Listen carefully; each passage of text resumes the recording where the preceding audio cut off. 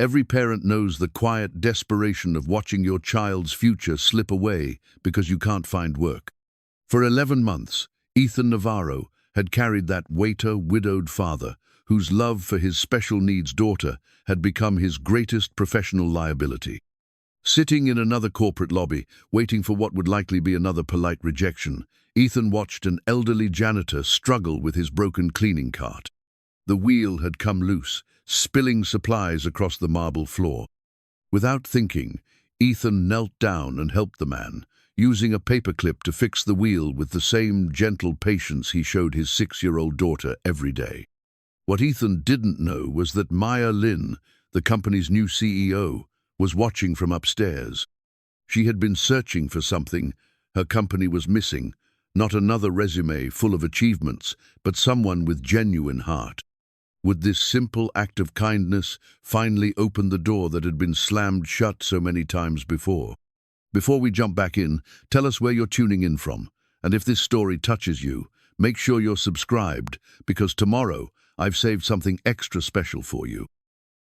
The alarm clock's harsh buzz shattered the pre-dawn silence at 5:30 a.m., but Ethan Navarro was already awake. He had been staring at the water stain on the ceiling for the past 20 minutes, running through the day's impossible mathematics. Therapy session at 3:30, grocery money stretched until Thursday. Rent due in 6 days, with only half the amount in his checking account. He slipped from bed carefully, avoiding the creaky floorboard that might wake Sophia. In the dim hallway, he paused at her doorway, watching his 6-year-old daughter sleep peacefully, her dark curls splayed across the pillow. Her therapy journal lay open on the nightstand, a worn composition notebook filled with her drawings and the occupational therapist's careful notes about her progress. Each page represented another small victory in Sophia's journey, another reason Ethan couldn't afford to give up. The journal had become their shared treasure over the past 2 years. Sophia would spend hours drawing elaborate scenes, stick figures holding hands, houses with oversized hearts for windows, and her favorite, a picture of her and Daddy fixing things together. Mrs. Rodriguez, her therapist, had explained how these drawings showed Sophia processing her world, creating order from the chaos that autism sometimes brought to her daily experience. Ethan padded to the kitchen, muscle memory guiding him through the morning routine.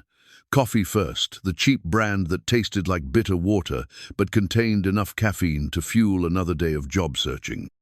While it brewed, he prepared Sophia's lunch with the same methodical care he'd once applied to marketing campaigns.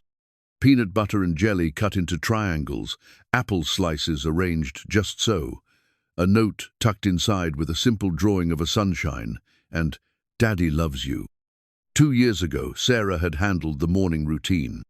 She'd been the organized one, the planner who kept their small family running smoothly, while Ethan focused on his marketing coordinator position at a local firm. They'd been happy, then not wealthy, but comfortable enough to dream about vacation trips and Sophia's future. Sarah had worried about Sophia's developmental delays, but she'd approached each challenge with characteristic determination, researching therapies and specialists with the same intensity she'd brought to her nursing career. The car accident had changed everything in a single rainy Tuesday evening. Sarah was driving home from a parent-teacher conference, probably thinking about Sophia's progress report, when a drunk driver ran the red light. The police officer who came to their door had been kind but clinical. "Sir, I'm sorry to inform you." The words that followed became a blur, but the silence afterward had been deafening. Ethan shook himself from the memory and focused on the present. Sophia would wake up soon, and she needed him to be steady, predictable. Her routine was sacred breakfast at 7:00, favorite purple shirt with the butterfly, backpack checked twice, affirmations spoken aloud. "Today will be a good day. I am brave. Daddy loves me." The coffee finished brewing with a tired gurgle, and Ethan poured himself a mug, adding a splash of milk that was 2 days past expiration but still smelled fine. He settled at the small kitchen table with his laptop, 5-year-old machine that took 3 minutes to boot up, and opened his email. 17 new job alerts, 14 automated rejections from previous applications, and 3 emails from creditors with subject lines he didn't want to read. He clicked through the job postings methodically. Marketing associate, required evening availability. Sales representative, extensive travel required. Customer service manager, must be available for rotating shifts, including weekends. Each posting might as well have included single parents need not apply in bold letters. The corporate world hadn't adapted to the reality of workers who needed flexibility, who had responsibilities that didn't disappear after 5 p.m. His phone buzzed with a text from Mrs. Chen, their 72-year-old neighbor, who had become Sophia's unofficial grandmother. "Morning, dear. I made extra dumplings yesterday. We'll leave some by your door before I go to Tai Chi. You're a good father, Ethan. Don't forget that." The kindness brought unexpected tears to his eyes. Mrs. Chen had lost her own husband 3 years ago and understood the weight of carrying a household alone. She never offered help in a way that felt like charity, just small gestures that happened to make life a little easier. Fresh vegetables from her garden that she'd accidentally bought too many of. An offer to watch Sophia during job interviews, presented as a favor to her because she enjoyed the company. "Daddy?" Sophia's voice drifted from her bedroom, followed by the soft pad of bare feet on hardwood. "Good morning, sunshine," Ethan called, closing his laptop and shifting into dad mode. This was the part of his day that made everything else bearable. Sophia appeared in the kitchen doorway, her hair a magnificent tangle, clutching the stuffed elephant that had been her constant companion since Sarah's death. She approached the morning with the same methodical care that Ethan brought to job searching, checking each element of her routine. Elephant present, daddy smiling, kitchen smelling like coffee and toast. "Is today a good day?" she asked, their morning ritual. "Today is going to be a very good day," Ethan replied, lifting her onto his lap for their morning hug. "What makes it good?" "Daddy loves me. I am brave. I can do hard things," Sophia recited, her voice gaining confidence with each phrase. "That's exactly right. And what are we going to do today?" "I'm going to school, then therapy with Mrs. Rodriguez. Then we're going to make dinner together." "Perfect plan. But first, what do we need to do?" "Breakfast." Sophia giggled, sliding from his lap to retrieve her favorite bowl, the blue one, with chips around the rim that Sarah had bought at a garage sale. As Sophia crunched through her cereal, Ethan reviewed his afternoon schedule. The interview at Meridian Industries was at 2:00 p.m., which gave him just enough time to pick up Sophia from school, drop her at therapy, and arrive 15 minutes early. He'd researched the company thoroughly, a mid-sized consulting firm that had recently brought in a new CEO with a reputation for innovative management practices. Maya Lin's background was impressive. MBA from Northwestern, successful turnarounds at 3 previous companies, and a management philosophy that emphasized employee development over pure profit maximization. Her interviews in trade publications spoke about creating sustainable business models that worked for both shareholders and workers. It sounded too good to be true, which meant it probably was.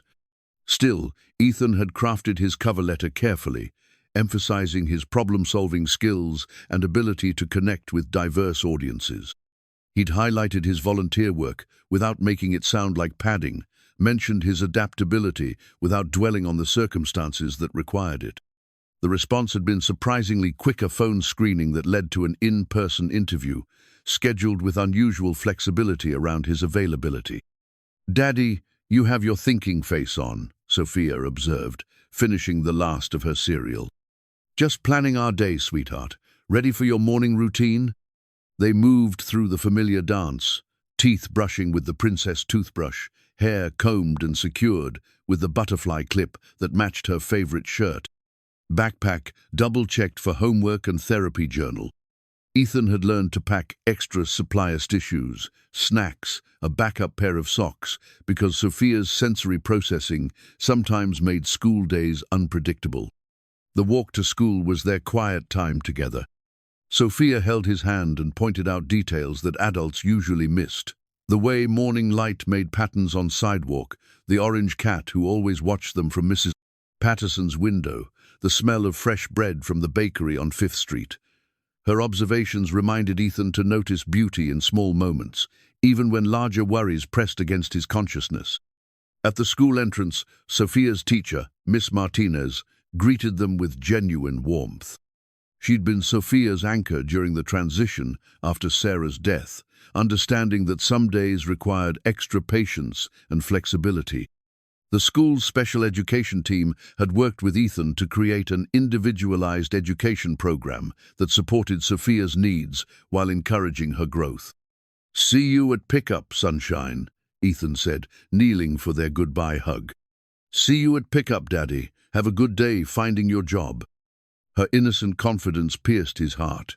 Sophia believed completely in her father's ability to solve problems, to provide for their small family, to make everything okay.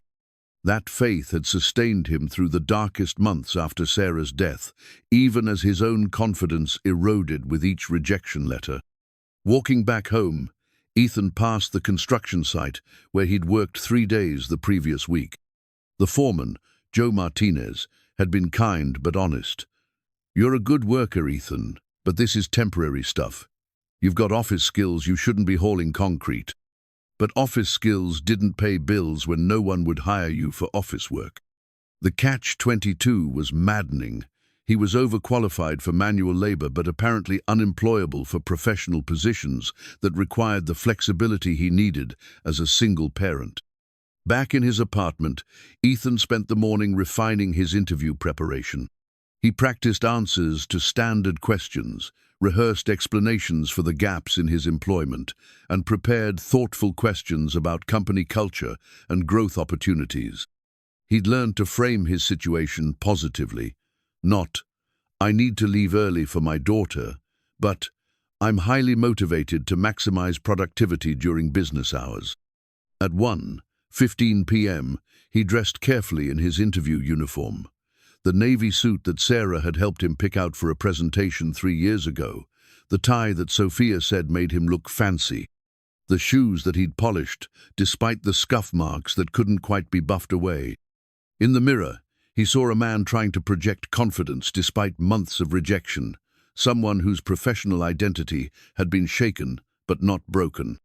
The drive to Meridian Industries took him through downtown, past the coffee shops and restaurants where young professionals gathered for lunch meetings and networking sessions.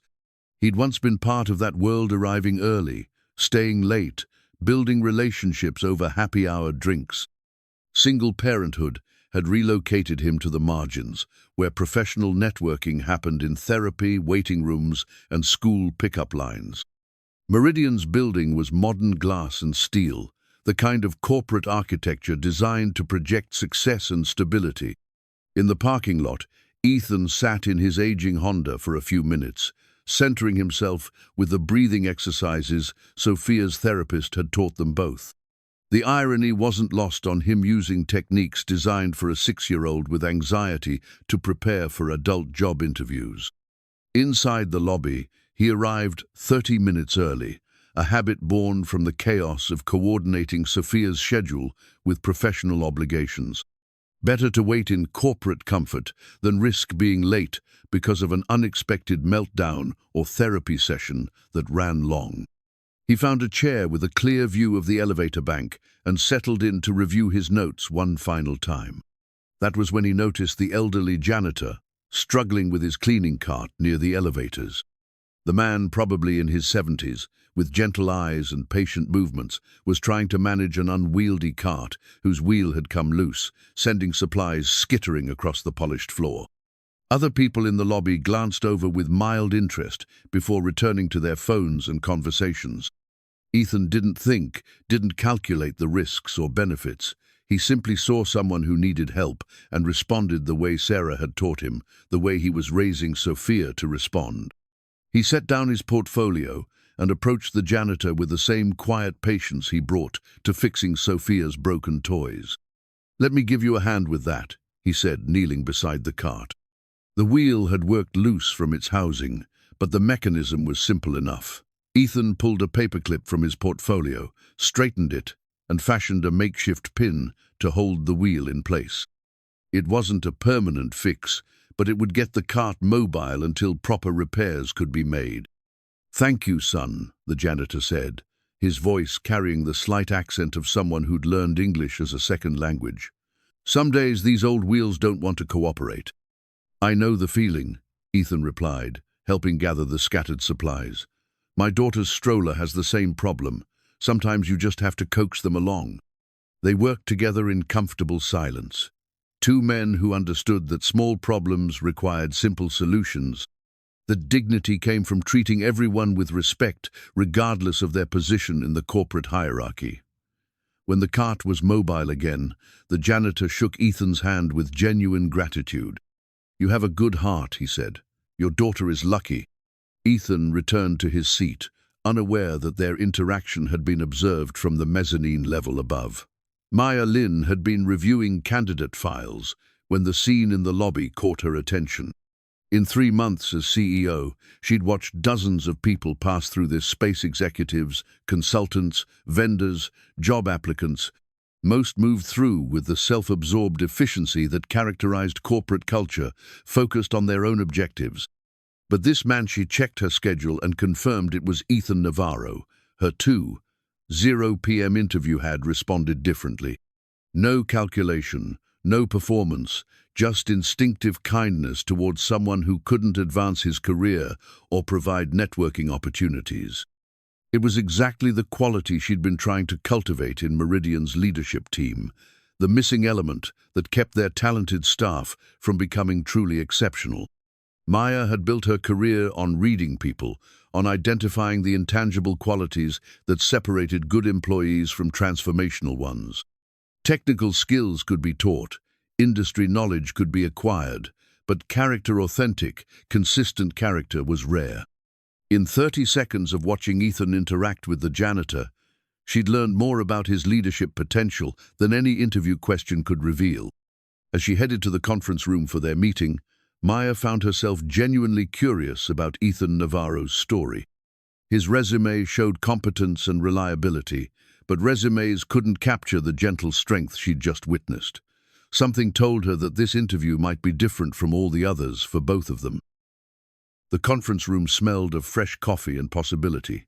Maya Lin entered with a warm smile that immediately distinguished this interview from the dozens Ethan had endured over the past 11 months. She was younger than he'd expected, perhaps early 40s, with an energy that suggested genuine curiosity rather than bureaucratic obligation. "Mr. Navarro, thank you for coming in today. I'm Maya Lin." She extended her hand with the confidence of someone accustomed to making quick, accurate assessments of people. "I hope you'll forgive the unusual timing of this meeting. I prefer to handle certain interviews personally." Ethan shook her hand, noting the firm grip and direct eye contact. "Thank you for the opportunity, Ms. Lin. I've done quite a bit of research on Meridian Industries, and I'm impressed by the company's recent direction.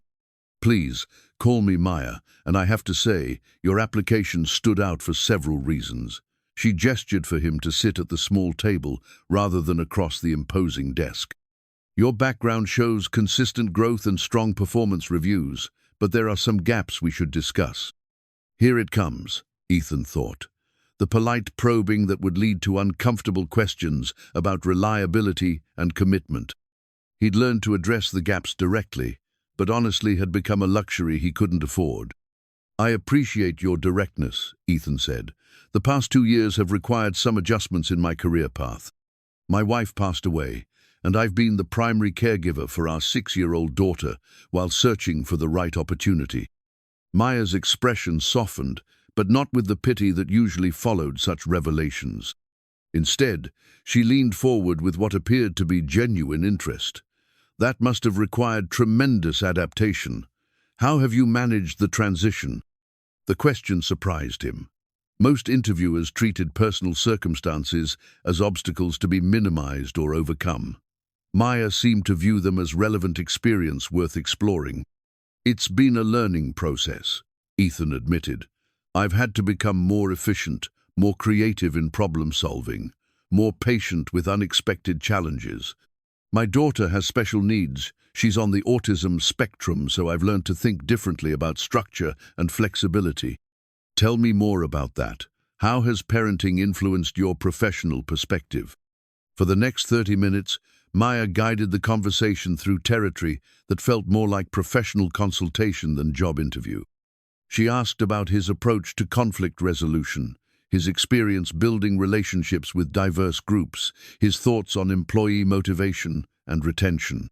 Ethan found himself speaking more candidly than he had in months, sharing insights he'd gained from navigating school systems, therapy networks, and support groups. Your resume mentions volunteer work, Maya noted, flipping through his application. Tutoring at the community college, work with the children's hospital. How do you find time for that with everything else you're managing? Honestly, it doesn't feel like extra work, Ethan said. When you're struggling, you tend to notice other people who are struggling too. Helping out feels natural, and Sophia enjoys visiting the hospital art room when I volunteer there. Maya made a note on her pad, and Ethan caught a glimpse of her handwriting. Authentic servant leadership rare. Let me ask you something specific, Maya continued.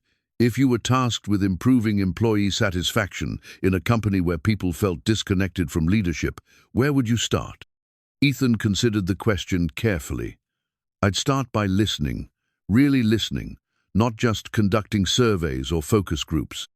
I'd spend time in different departments, learn what people actually do versus what policies say they should do. Often the gap between intention and reality is where problems live. And then, small changes first. People need to see that their input matters before they'll trust you with bigger concerns. Maybe it's fixing the coffee machine that's been broken for 6 months, or adjusting a process that wastes everyone's time. Show respect for their daily experience. Maya nodded approvingly. What about resistance from management? Not everyone appreciates employee-focused initiatives. I think you have to demonstrate value, not just assert it. If treating people better leads to better results, and in my experience, it always does, the numbers eventually speak for themselves. But you need patience and consistency to get there. The conversation continued for another 20 minutes, covering topics from creative problem-solving to work-life integration. Ethan began to allow himself a cautious optimism. This felt different from other interviews, more substantive, more promising. Maya asked thoughtful follow-up questions and seemed genuinely interested in his perspectives. Then came the moment he'd been dreading. Let's talk about schedule and availability, Maya said, consulting her notes. This position would involve some flexibility in terms of project deadlines and client needs. How do you handle unexpected requirements or overtime situations? Ethan's stomach tightened. Here was the trap that had ended every promising conversation for the past 11 months. He could lie, deflect, or attempt to negotiate, but he'd learned that honesty, while painful, was ultimately less damaging than making promises he couldn't keep. I need to be transparent about something, he said, his voice steady despite the anxiety building in his chest. I have to pick up my daughter from school by 3:30 every day. She has therapy appointments 3 times a week, and I'm her only caregiver. I'm absolutely committed to delivering excellent work, but I need some predictability in my schedule. The change in Maya's demeanor was subtle but unmistakable. The warm engagement shifted to professional courtesy, the collaborative atmosphere cooling by several degrees. She made another note on her pad, and this time Ethan couldn't read her handwriting. I see, Maya said, her tone remaining pleasant but distant. That's certainly something we'd need to consider in terms of team coordination and client expectations. I understand it's not ideal from a traditional management perspective, Ethan said, sensing the interview slipping away but unable to stop himself from trying to salvage it. But I'm extremely efficient during business hours. I can be reached by phone or email in the evenings for urgent matters, and I'm willing to work additional hours when Sophia's schedule allows. Of course, we appreciate your honesty about your constraints. Maya glanced at her watcher gesture that felt like a countdown timer. Do you have any questions about the position or the company culture? Ethan asked a few prepared questions about growth opportunities and performance metrics, but the energy had shifted irrevocably. Maya's responses were professional and complete, but lacked the enthusiasm that had characterized the earlier conversation. They were going through the motions now, completing a process that had already reached its conclusion. "Well, Mr. Navarro, thank you for taking the time to meet with us today," Maya said, rising from her chair with practiced efficiency. "We have several candidates to interview, but we'll be in touch within the next week with our decision." The handshake was brief, the smile genuine but final. Ethan gathered his portfolio and walked toward the door, adding another interview to his collection of almosts and if-onlys. In the hallway, he passed other candidates, waiting their turn, young professionals with flexible schedules and unencumbered availability, exactly what companies wanted and what he could no longer provide. The elevator ride to the lobby felt endless. Ethan stared at his reflection in the polished doors, seeing a man who'd performed well until the moment truth became unavoidable. He'd learned to present his situation positively, to emphasize strengths and minimize complications. But the mathematics of single parenthood couldn't be reframed or repositioned. In the lobby, he walked past the spot where he'd helped the janitor, wondering if that small gesture had somehow influenced Maya's initial interest. It seemed naive now, the idea that kindness might matter in corporate decision-making, that character could compete with convenience. The afternoon sun felt harsh after the filtered light of corporate offices. Ethan sat in his car for several minutes, adding Maya's name to the mental list of hiring managers who'd seemed promising until reality intruded. He pulled out his phone to check the time. 2:55 p.m. Just enough time to reach Sophia's school for pickup. As he drove across town, Ethan's disappointment gradually transformed into familiar resignation. He'd allowed himself to hope because Maya had seemed different, because the conversation had felt more authentic than usual. But the ending was always the same polite expressions of interest, followed by the inevitable realization that his life didn't fit their needs. At Sophia's school, he forced himself into dad mode, pushing aside his professional frustrations to focus on the person who mattered most. Sophia emerged from the building with her usual careful scan of the pickup area, breaking into a smile when she spotted his car. "How was your day, sunshine?" he asked as she climbed into her booster seat. "Good. We learned about butterflies, and Miss Martinez said my reading is getting stronger. How was your job interview?" Ethan met her eyes in the rearview mirror, seeing Sarah's optimism reflected in their daughter's expectant expression. "It went well, sweetheart. The people were very nice." "Are you going to get the job?" "We'll see, baby. Sometimes these things take time." Sophia accepted this explanation with the trust that 6-year-olds brought to adult promises. She chatted about butterflies and reading groups during the drive to therapy, unaware that her father was mentally calculating how many more rejections their savings account could absorb. At the therapy center, Ethan walked Sophia to Mrs. Rodriguez's office, where colorful posters and sensory tools created an environment designed for children who experienced the world differently. He'd grown to appreciate this space, where Sophia's unique needs were understood and celebrated rather than seen as obstacles to overcome. "See you in an hour, sunshine," he said, kissing the top of her head. "See you in an hour, Daddy. I hope your thinking face gets happier." In the waiting room, Ethan pulled out his laptop and opened his email. 17 new job alerts, 3 automated rejections from applications submitted weeks ago, and 1 message from his landlord about next month's rent increase. He closed the laptop without responding to any of them. On the drive home after therapy, Sophia fell asleep in her booster seat, exhausted from the day's sensory input and social navigation. Ethan drove slowly, reluctant to break the peaceful moment, knowing that evening would bring homework struggles and bedtime negotiations and the quiet despair that visited him after Sophia was safely asleep. In his apartment mailbox, he found the collection of rejection letters he'd been accumulating, a stack of polite "no thank you" notes that had become a physical representation of his professional exile. He added today's inevitable rejection to the mental pile, already knowing how Maya's follow-up email would read. That evening, as Sophia practiced her reading homework at the kitchen table, Ethan's phone buzzed with a message from Mrs. Chen. "Saw your car earlier. How did the interview go, dear?" He stared at the text for a long moment before typing back. "About as expected, but thank you for asking." What he didn't know was that Maya Lin was sitting in her office at that same moment, staring at his application file and trying to reconcile the man she'd interviewed with the employee she needed. The disconnect between his obvious capabilities and his schedule constraints felt like an unsolvable equation, exactly the kind of problem that had driven her to become CEO in the first place. Maya Lin couldn't stop thinking about Ethan Navarro. 3 days had passed since their interview, and his application file remained open on her desk, a constant reminder of the gap between corporate convenience and human potential. She'd conducted 12 interviews that week, meeting candidates with impressive credentials and flawless availability, yet none had demonstrated the authentic leadership quality she'd witnessed in 30 seconds of watching Ethan help a stranger.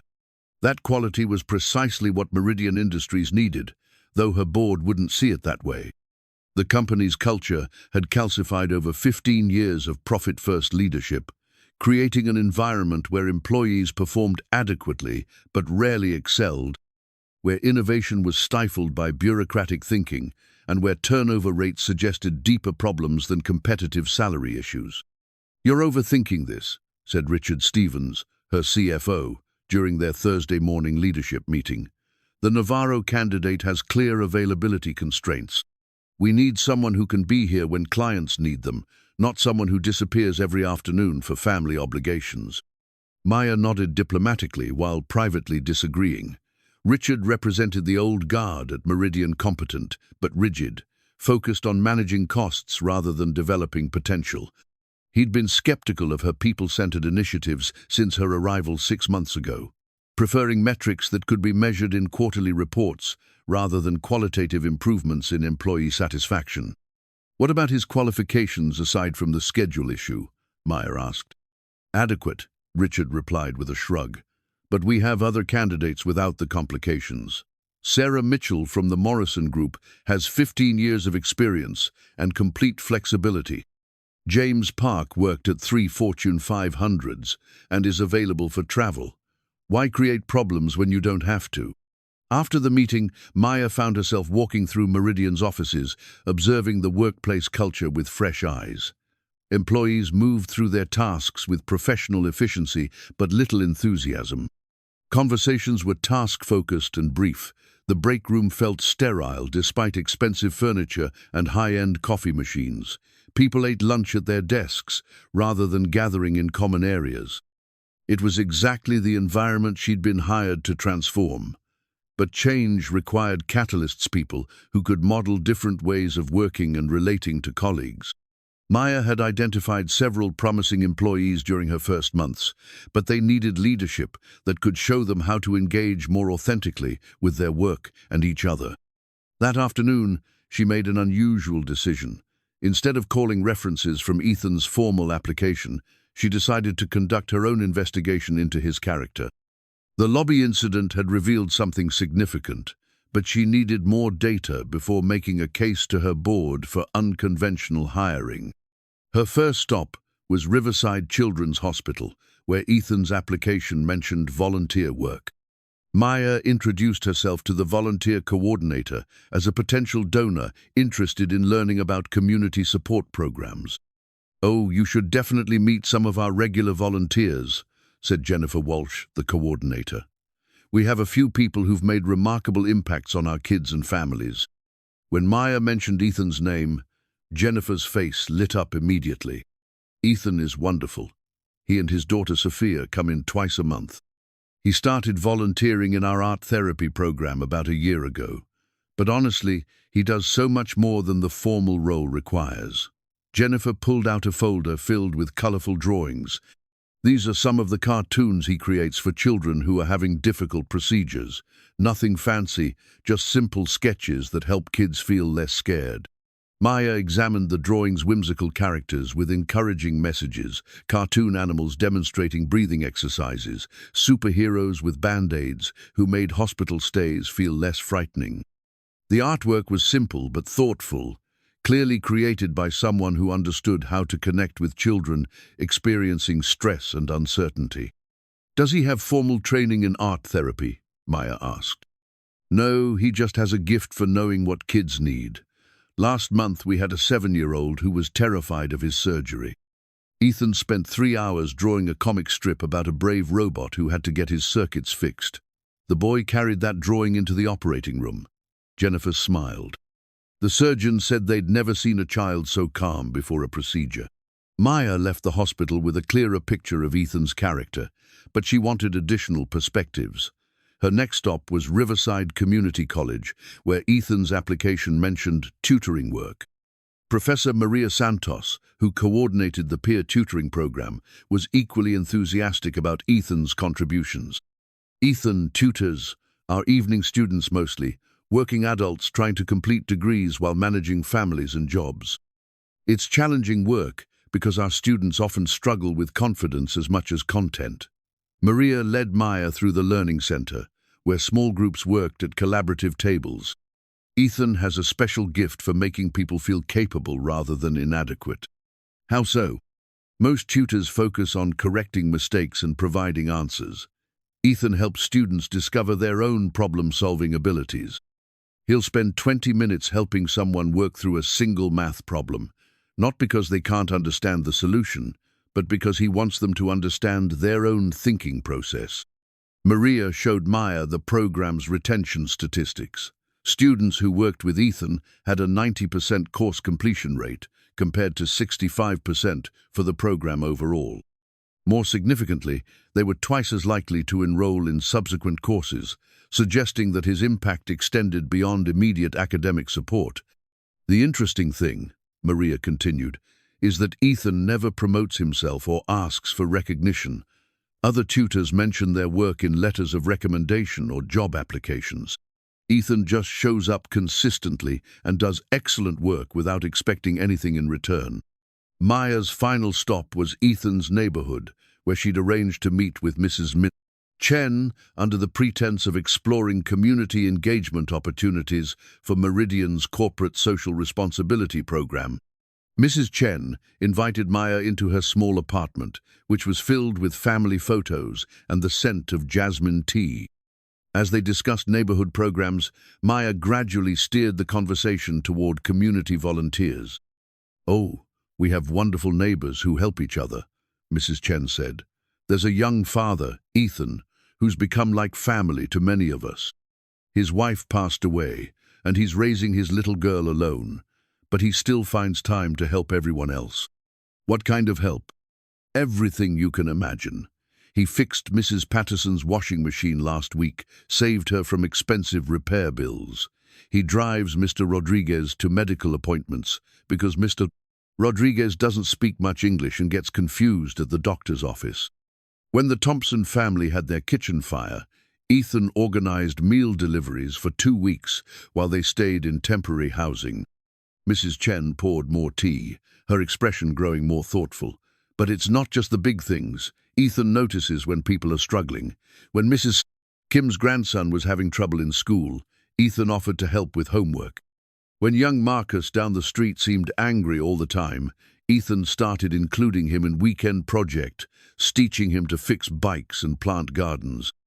"That sounds like a lot of extra responsibility for someone who's already managing his own challenges." "That's what makes it special," Mrs. Chen said. "Ethan doesn't help because he has extra time or money he barely has enough for himself and Sophia. He helps because he sees people as individuals who matter, not as problems to be solved or ignored." Maya left these conversations with a comprehensive understanding of Ethan's character, but also with a growing frustration about corporate hiring practices. The qualities that made him exceptional: empathy, patience, genuine concern for others' welfare, were exactly what organizations claimed to value. Yet these same qualities were systematically excluded by rigid scheduling requirements and traditional productivity metrics. That evening, Maya stayed late in her office, reviewing employee satisfaction surveys and exit interview data. The patterns were clear. Employees left Meridian not because of salary or benefits, but because they felt undervalued and disconnected from meaningful work. They described a culture where individual contributions were overlooked, where creativity was discouraged in favor of established procedures, where personal growth was subordinated to quarterly targets. Maya thought about Ethan's approach to tutoring, focusing on building people's confidence in their own abilities, rather than simply providing solutions. It was exactly the leadership style that could transform Meridian's culture, but only if she could find a way to make it work within existing corporate constraints. The next morning, Maya called an unexpected meeting with her human resources director, Patricia Williams. Patricia had been skeptical of Maya's people-first initiatives, preferring traditional hiring practices and established performance metrics. "I want to discuss creating a new position," Maya began. "Something focused on employee engagement and innovative problem-solving." Patricia consulted her organizational charts. "What department would this fall under? And what specific responsibilities are you envisioning?" "That's what we need to figure out. I'm thinking about someone who could work across departments, identifying process improvements and helping resolve interpersonal conflicts. Someone who could serve as a bridge between leadership and frontline employees. Sounds like management consulting work. We could hire a firm for specific projects, rather than creating a permanent position. I'm thinking more about cultural transformation than one-time consulting. We need someone who can model different ways of working and relating to colleagues, someone who can help create sustainable changes in how we operate." Patricia frowned. "That's pretty vague in terms of measurable outcomes. How would you evaluate performance for something like that?"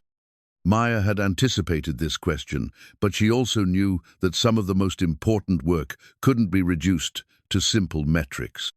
Employee satisfaction, retention rates, productivity improvements, innovation measures, but also qualitative assessments of workplace culture and team dynamics. "And you have someone specific in mind for this theoretical position?" "Possibly. But the candidate would require some schedule flexibility, family obligations that limit availability after 3:30 p.m. Patricia's expression shifted to familiar disapproval. "Maya, you know how I feel about setting precedents around flexible scheduling. Once you make exceptions for one person, everyone expects similar accommodations. It creates management complications and potential legal issues around equal treatment. What if the flexibility was built into the position rather than treated as an exception? What if we designed work that could be accomplished effectively within those parameters?" "You're talking about completely restructuring how we think about professional roles. That kind of change would require board approval. And frankly, I don't think they'll be receptive to experimental positions with unclear performance standards." Maya left the meeting feeling frustrated but not defeated. Patricia's concerns were valid from a traditional HR perspective, but they also represented exactly the kind of thinking that perpetuated workplace cultures where human potential was constrained by administrative convenience. That afternoon, Maya found herself back in the lobby where she'd first observed Ethan helping the janitor.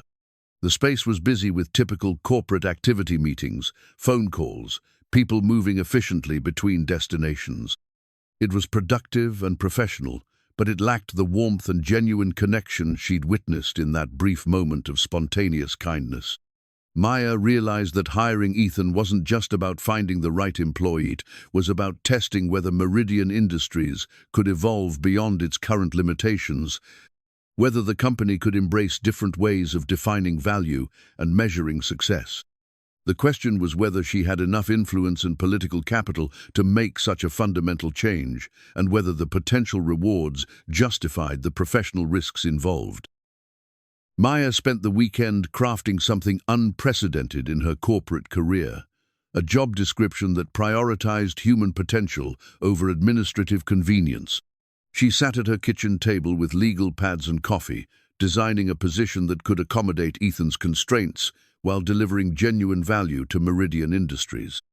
The role she envisioned, community liaison, innovative solutions, would focus on employee engagement, process improvement, and cultural development. Unlike traditional management positions that required constant availability, this work could be structured around flexible hours while maintaining accountability through project-based outcomes and qualitative assessments. Maya had learned during her CEO tenure that some of the most persistent workplace problems stemmed from communication gaps and process inefficiencies that traditional management structures couldn't address. Employees had insights about workflow improvements, but no systematic way to share them. Interpersonal conflicts festered because busy managers lacked time for careful mediation. Creative solutions emerged sporadically rather than through intentional cultivation. The position description she drafted emphasized skills that Ethan had demonstrated repeatedly: authentic relationship, building, patient problem solving, ability to connect with diverse groups, and talent for finding creative solutions to complex challenges. Rather than listing rigid requirements, Maya focused on outcomes: improved employee satisfaction, reduced turnover, enhanced team collaboration, and innovative approaches to operational challenges. Monday morning arrived with the familiar weight of corporate politics. Maya had scheduled a board meeting to present her proposal, knowing that her leadership credibility would be tested by her colleagues' response to unconventional thinking. The boardroom at Meridian represented 15 years of conservative management philosophy: mahogany furniture, formal portraits of previous CEOs, and an atmosphere that discouraged risk-taking or innovative approaches. Richard Stevens arrived early, as usual, with printed financial reports and a skeptical expression that suggested he'd already formed opinions about Maya's agenda. "Before we begin," Maya said, distributing copies of her position description, "I want to discuss a strategic opportunity to address some of our persistent cultural challenges." Board member Janet Morrison, who'd been with Meridian since its founding, scanned the document with increasing concern. Community liaison, innovative solutions. "Maya, this sounds like corporate social work rather than business management." "Actually, it's strategic human capital development," Maya replied. "Our employee satisfaction scores have been stagnant for 3 years. Our turnover rate is 15% above industry average, and our innovation metrics suggest we're falling behind competitors who've invested in workplace culture." Richard leaned forward with his characteristic directness. What specific business problems would this position solve, and how would we measure return on investment? Maya had anticipated this question and prepared comprehensive data. "Last quarter, we lost 2 major clients because our project teams couldn't collaborate effectively. The Peterson account alone represented 300,000 in annual revenue. We've also had 3 departmental conflicts this year that required expensive outside mediation. And you think hiring someone to, facilitate workplace friendships is going to solve these issues?" Janet's tone suggested deep skepticism about touchy-feely approaches to business management. "I think hiring someone who can identify root causes of communication breakdowns and help teams develop better working relationships will prevent problems that currently cost us clients and revenue," Maya responded. "Someone who can streamline processes by understanding how work actually gets done versus how policies say it should get done." The third board member, David Cheno, relation to Ethan's neighbor, had been quietly reviewing the position description. As head of operations, he understood better than anyone how inefficient processes and poor communication affected daily productivity. "This is interesting," David said. "We've identified dozens of workflow problems over the past year, but middle management is too busy putting out fires to implement systematic improvements. Having someone dedicated to process optimization could generate significant savings." Richard wasn't convinced. "We could hire a management consultant for specific projects rather than creating a permanent position with unclear responsibilities." "Consultants provide recommendations," Maya replied. "They don't build the ongoing relationships necessary for sustainable cultural change. We need someone who can work with employees over time, who can understand our specific dynamics and help develop long-term solutions." Janet raised the question Maya had been dreading. Do you have a candidate in mind for this theoretical position? I've identified someone with exceptional qualifications for this type of work. Strong background in relationship building, demonstrated ability to solve complex problems creatively, extensive experience working with diverse groups. What's their availability? Can they handle client meetings, travel requirements, overtime when necessary? Maya took a careful breath. The candidate would require some schedule flexibility, family responsibilities that limit availability after 3:30 p.m. on most days. The temperature in the room seemed to drop several degrees. Richard and Janet exchanged glances that communicated volumes about their assessment of Maya's judgment. "Maya," Richard said slowly, "you're proposing to create an experimental position with unmeasurable outcomes and hire someone who can't work full-time hours. That sounds like expensive corporate charity rather than strategic human resources. I'm proposing to hire someone whose skills are precisely matched to problems that are currently costing us money and opportunities," Maya replied, maintaining professional composure despite her frustration. "Someone whose work style could model the kind of employee engagement we claim to value but rarely demonstrate." The debate continued for 45 minutes, with David asking thoughtful questions about implementation and measurement, while Richard and Janet focused on precedent and potential complications. Maya found herself defending not just the position, but her entire approach to leadership, her belief that treating employees as whole human beings, rather than interchangeable resources, could generate superior business results. Finally, Janet called for a preliminary vote on whether to develop the position further. David supported continued exploration, while Richard and Janet remained skeptical but agreed to consider a trial period if Maya could address their concerns about accountability and performance measurement. "I'll give you 2 weeks to develop a more detailed proposal," Janet said. "Specific objectives, clear performance metrics, and a candidate whose qualifications justify the accommodation you're requesting." After the meeting, Maya felt both frustrated and energized. The board's resistance was predictable but not insurmountable. She had 2 weeks to build a compelling case for unconventional thinking, to demonstrate that business success and human dignity could be mutually reinforcing rather than competing priorities. That afternoon, Maya made a decision that violated every traditional hiring protocol. She called Ethan directly. "Mr. Navarro, this is Maya Lin from Meridian Industries. I know we said we'd be in touch within a week, and I apologize for the delay. I have some questions about your interest in working with us, but they're not typical interview questions." Ethan was at Sophia's therapy appointment, sitting in the waiting room while she worked with Mrs. Rodriguez on social communication skills. Maya's call caught him completely off guard. He'd assumed the position had gone to someone with more conventional availability. "Of course, Ms. Lin. What can I tell you? I've been thinking about our conversation, particularly your perspectives on employee engagement and process improvement. I'm wondering if you'd be interested in discussing a different kind of opportunity, something that doesn't exist yet, but might be a better match for your skills and situation." Ethan felt the familiar flutter of hope, mixed with skepticism. "I'm certainly interested in learning more. What I'm envisioning is a role focused on workplace culture development and innovative problem-solving. Someone who could work across departments to identify communication issues, streamline processes, and help teams collaborate more effectively.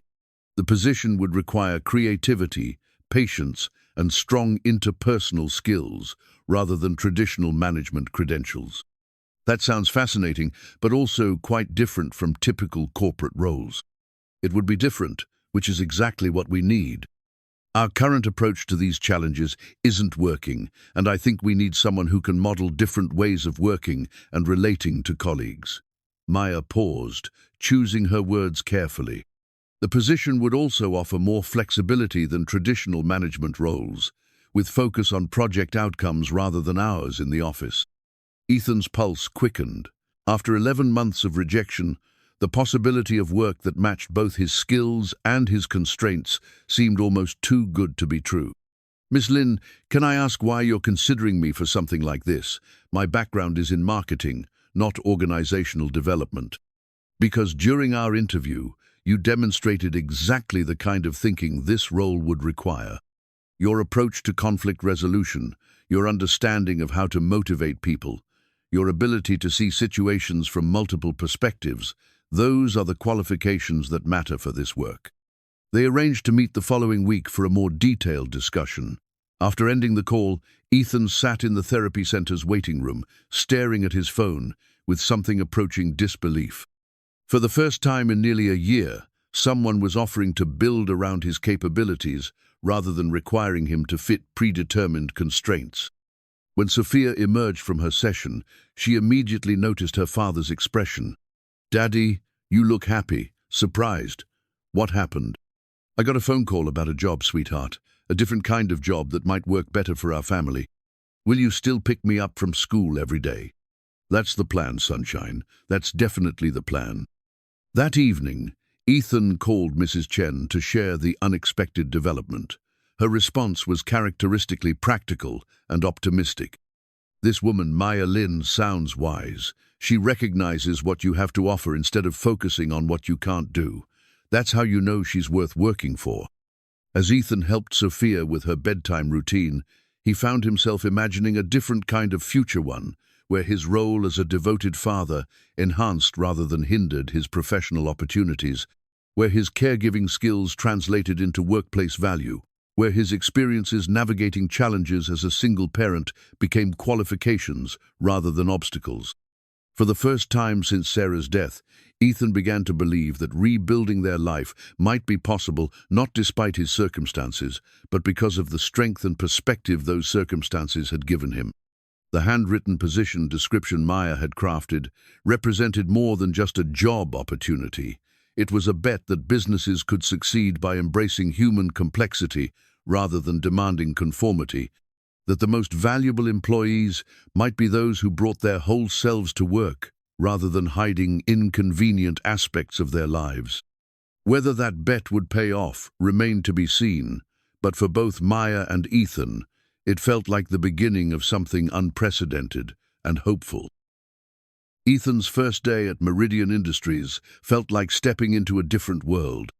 The employee complaint box that Maya had assigned as his initial project sat on his new desk like a time capsule of workplace, frustration overflowing with suggestions, grievances, and observations that had been ignored for months, possibly years. Maya had given him a small office near the employee break room, explaining that proximity to informal gathering spaces would help him understand the company's actual social dynamics rather than its official organizational chart. The space was modest but functional, with a window overlooking the parking lot and enough room for a small meeting table where he could conduct the listening sessions that would form the foundation of his work. The complaint box itself was a revelation. As Ethan sorted through dozens of handwritten notes, typed memos, and hastily scrawled observations, patterns emerged that painted a picture of an organization where good people were struggling within systems that didn't quite work. "The coffee machine in the East break room has been broken for 6 months," read one note. "We've submitted 4 repair requests. Small thing, but it's frustrating to start every day with a reminder that our input doesn't matter." Another employee had written, "The time tracking system adds 15 minutes to every project because it's so complicated to use. We spend more time documenting work than doing work. Has anyone asked if there's a simpler way?" Some complaints were more personal. "My manager schedules mandatory team meetings at 5:30 p.m. after most people have left for the day. Parents and people with evening commitments can't attend, so they miss important information and then get criticized for being out of the loop." Ethan found himself reading each note carefully, imagining the person who had taken time to articulate their concern, only to have it disappear into administrative silence. These weren't complaints from disgruntled employees. They were observations from people who cared enough about their work to identify problems and suggest solutions. By lunch, Ethan had sorted the complaints into categories: systems and processes, 40%, communication and scheduling, 30%, facilities and resources, 20%. and interpersonal dynamics, 10%. The pattern suggested that most workplace frustrations stemmed from small, fixable problems that had been allowed to compound over time. His first scheduled listening session was with the accounting department, where he'd arranged to meet with 3 employees who had submitted multiple suggestions over the past year. Sandra Williams, a senior accountant with 12 years at Meridian, arrived with a folder full of documentation that suggested this meeting was either going to be very productive or very overwhelming. "I appreciate you taking time to actually talk with us," Sandra said, settling into one of the chairs around Ethan's small conference table. "Most new management initiatives involve surveys or focus groups where we provide input and then never hear about it again." Joining Sandra were Marcus Chen, a junior accountant fresh out of college, and Patricia Gonzalez, who handled accounts receivable and had worked at Meridian for 8 years. The 3 represented different perspectives on the same department, and Ethan was curious about where their experiences converged and diverged. "I'm not here to defend existing systems or make promises about what can or can't be changed," Ethan began. "I'm here to understand how work actually gets done, what makes your jobs easier or harder, and what ideas you have for improvement." Marcus leaned forward eagerly. "The expense reporting system is incredibly inefficient. It takes 23 different fields to submit a simple business lunch receipt, and then the approval process involves 4 different people who each ask different questions about the same expense." "How long does a typical expense report take you to complete?" Ethan asked. "Depends on how many receipts you have," Patricia replied. "I spent 3 hours last week on a report for a 2-day client visit. Most of that time was figuring out which category each expense belonged in, because the system categories don't match how we actually spend money." Sandra opened her folder and pulled out a hand-drawn flowchart. "I mapped the actual process versus the official policy. We have 17 steps where the policy says there should be 7, and 6 of those extra steps exist because different departments use different software that don't talk to each other." Ethan studied the flowchart, which looked like a maze designed by someone who had never actually submitted an expense report. "Have you shared this analysis with management?" "Multiple times," Sandra said. "The response is always that changing systems would be too expensive or complicated, so we should work within existing parameters. But working within existing parameters means we waste time and make mistakes," Marcus added. "Last month, I had to resubmit the same expense report 4 times because each reviewer wanted information formatted differently." Ethan spent the next hour learning about workarounds, inefficiencies, and creative solutions that employees had developed to navigate systems that seemed designed to frustrate rather than facilitate. The accounting team had created informal procedures that cut processing time in half, but they couldn't implement them officially because those procedures deviated from established policy. "What would an ideal expense reporting system look like?" Ethan asked. Patricia smiled. "Simple question with obvious answers. One form instead of multiple forms. Categories that match how people actually spend money. Automatic approval for routine expenses under a certain amount. Integration with our other software so we don't have to enter the same information multiple times." "And none of this would require expensive technology," Sandra added. "Most of it is just common sense applied to existing systems." After the accounting team left, Ethan reflected on what he'd learned. These weren't unreasonable employees making unrealistic demands. They were professionals who understood their work better than anyone else and had practical ideas for improvement. The obstacle wasn't capability or cost, but organizational inertia and resistance to acknowledging that existing systems might be flawed. His afternoon session was with the customer service team, led by James Patterson, a supervisor who had been with Meridian for 6 years. James brought 2 of his team members, Amy Rodriguez, who handled client communications, and David Kim, who managed technical support requests. "Our biggest challenge is that we're constantly apologizing for problems we could prevent," James said. "Clients call with questions that could be answered proactively if our departments communicated better with each other." Amy nodded emphatically. A client will call asking about project status, and I have to contact 3 different people to get a complete answer. Meanwhile, the client is waiting on hold, and project managers are getting interrupted from their actual work to provide updates that should be routine. The information exists, David added. We just don't have a systematic way to share it. Everyone uses different tracking methods, different terminology, different schedules for updates. Ethan learned that customer service had become an inadvertent coordination center for the entire company, with representatives spending more time gathering information than actually serving customers. The team had developed informal relationships across departments to expedite communication, but these workarounds depended on personal connections rather than reliable systems. What would make your jobs more effective? Ethan asked. Regular project status updates that use consistent formats, Amy suggested. If project managers sent brief weekly summaries using the same template, we could answer most client questions immediately instead of playing phone tag. And better integration between our client database and project management systems, James added. We should be able to see project status, billing information, and communication history in one place, rather than checking 4 different systems. David had a more fundamental observation. Most of our problems come from departments working in isolation. Engineering makes technical decisions without considering customer service implications. Sales makes promises without checking with project managers about feasibility.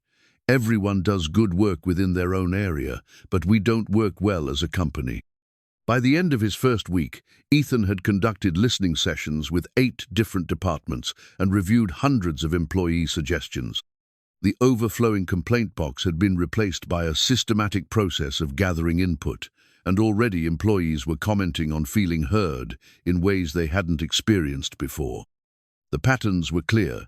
Meridian's employees were intelligent, committed, and full of practical ideas for improvement. They weren't asking for expensive overhauls or revolutionary changes. They wanted small adjustments that would eliminate daily frustrations and allow them to do their best work. More importantly, Ethan realized that many workplace problems stemmed from the same root cause that had affected his own job search, systems designed around theoretical efficiency rather than human reality. Just as hiring practices excluded capable people who didn't fit standard availability requirements, workplace processes often ignored how people actually worked in favor of how policies said they should work. On Friday afternoon, Maya stopped by Ethan's office to check on his progress. She found him surrounded by charts, notes, and diagrams that looked like the work of someone who was genuinely excited about complex problem-solving. "How's the first week been?" she asked, settling into one of his meeting chairs. "Eye-opening," Ethan replied. The complaint box wasn't full of complaints, it was full of solutions. People have been trying to help this company work better for years. They just needed someone to listen and take their ideas seriously. "What kinds of solutions?" Ethan showed her Sandra's expense report flowchart, Amy's customer service integration ideas, and a dozen other employee suggestions that could be implemented with minimal cost and immediate impact. Most of these are workflow improvements that would save time and reduce frustration without requiring new technology or additional staff, he explained. The accounting team alone has identified changes that could save 12 hours per week across their department. Maya studied the documentation with growing appreciation for Ethan's systematic approach. "Have you identified any themes or priority areas?" "Communication seems to be the biggest issue. Not communication skills. People communicate fine when they have the right information and appropriate channels. The problem is structural. Departments work independently when they should be collaborating, and information flows inefficiently because we don't have consistent systems. What's your recommendation for next steps?" Ethan had been thinking about this question all week. Start with the easy wins, problems we can solve immediately to demonstrate that employee input matters. Fix the coffee machine, streamline the expense reporting process, establish regular project status updates, build credibility and momentum before tackling bigger challenges. Maya nodded approvingly. That sounds like a solid strategy. What kind of resistance do you anticipate? Some managers might feel defensive about suggestions that imply their current systems aren't working perfectly. Some people prefer familiar inefficiencies to uncertain improvements. But most employees seem eager for positive change. As Maya left his office, Ethan felt the satisfaction that came from meaningful work, the sense that his efforts were creating genuine value rather than just filling time. For the first time since Sarah's death, he was using his full range of capabilities in service of something larger than survival. That evening, as he helped Sophia with her homework, she asked about his new job with the curiosity that 6-year-olds brought to adult activities. "What do you do at work, Daddy?" "I listen to people and help solve problems," Ethan replied. "People at my company have good ideas about how to make work better, and my job is to help those ideas become real." "Like when I have ideas about making school better?" "Exactly like that. Sometimes grown-ups have the same kinds of problems at work that kids have at school. They just need someone to listen and help make things better." Sophia considered this seriously. "Are you good at your job?" Ethan smiled, thinking about the week's accomplishments and the potential for positive change. "I think I might be, Sunshine. I think I might be very good at this job." 3 weeks into his new role, Ethan discovered an unused conference room on the 3rd floor that had become an informal storage area for outdated office furniture and abandoned equipment. The space had excellent natural light and a peaceful atmosphere that seemed disconnected from the corporate bustle elsewhere in the building. While most employees hurried past the room without a second glance, Ethan saw potential. The accumulation of stress he'd observed during his listening sessions suggested that people needed somewhere to decompress, to think clearly, or simply to find a few minutes of quiet during overwhelming days. With Maya's permission, he spent a Saturday morning transforming the forgotten space. He cleared out the clutter, arranged the remaining furniture thoughtfully, and added elements that would promote calm and reflection.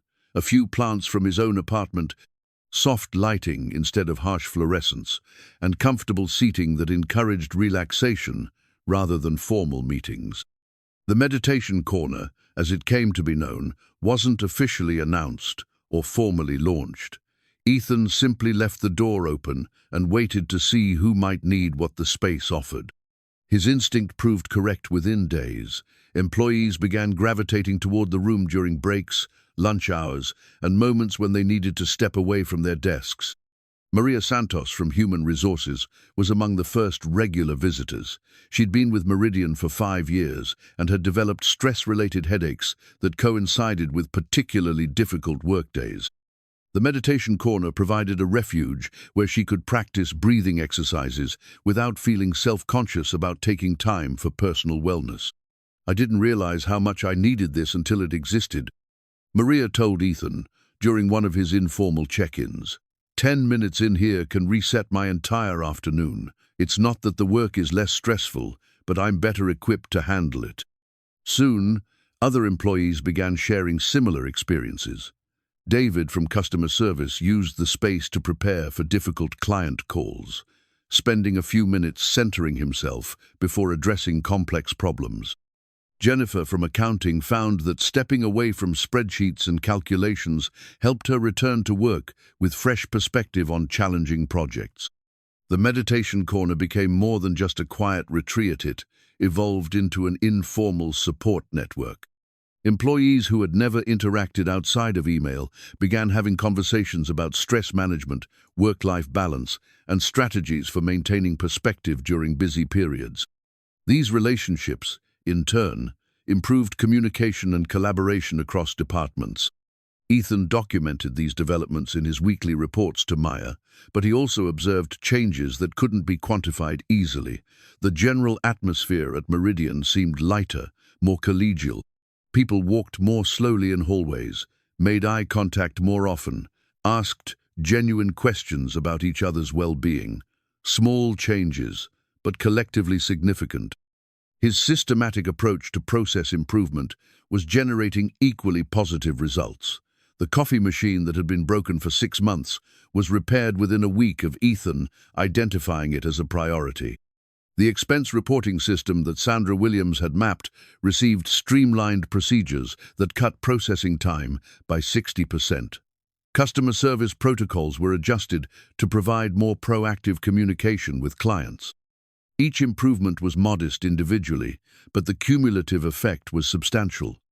Employee satisfaction surveys showed measurable increases in workplace morale, and productivity metrics indicated that people were accomplishing more during regular business hours rather than staying late to compensate for inefficient systems. Maya watched these developments with growing confidence in her decision to create Ethan's position. During their weekly meetings, she found herself learning new approaches to leadership from someone who had never held a traditional management role. "You've accomplished more in 3 weeks than our previous culture initiatives achieved in 2 years, Maya told him during their Thursday afternoon review. "What's your secret?" "I don't think there's a secret," Ethan replied. "People want to do good work and contribute to something meaningful. Most workplace problems aren't caused by bad employees or impossible situations. They're caused by systems that don't account for how human beings actually function." "Can you give me an example?"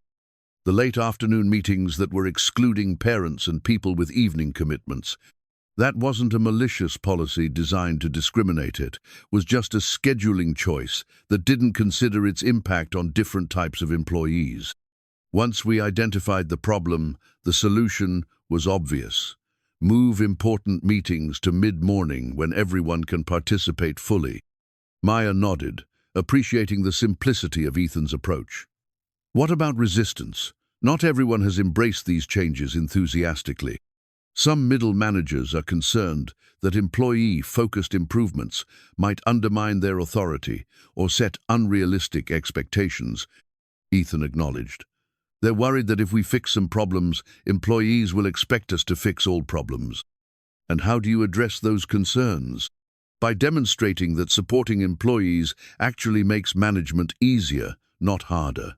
When people have better tools and clearer communication, they need less supervision and produce higher quality work. Managers can focus on strategic decisions rather than constantly putting out fires." This philosophy was being tested in real time.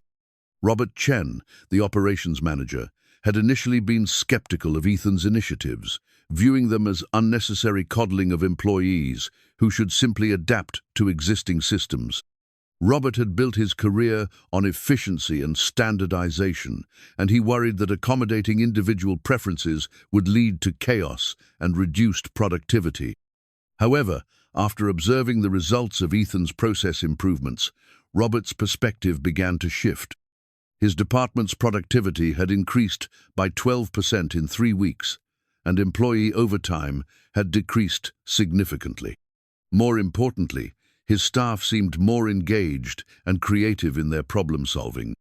"I have to admit, I was wrong about this approach," Robert told Ethan during a private conversation. "I thought supporting employee well-being meant lowering performance standards. But apparently, people work better when they're not fighting inefficient systems all day." "It makes sense when you think about it," Ethan replied. "Frustrated employees spend mental energy dealing with unnecessary obstacles. Remove those obstacles, and that energy gets redirected toward productive work." Robert nodded thoughtfully. "What else are you planning to implement?"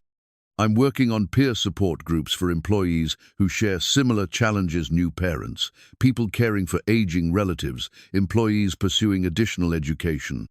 Not therapy or counseling, just structured opportunities for people to share strategies and support each other." "That sounds like it could be valuable. Let me know if you need any departmental cooperation."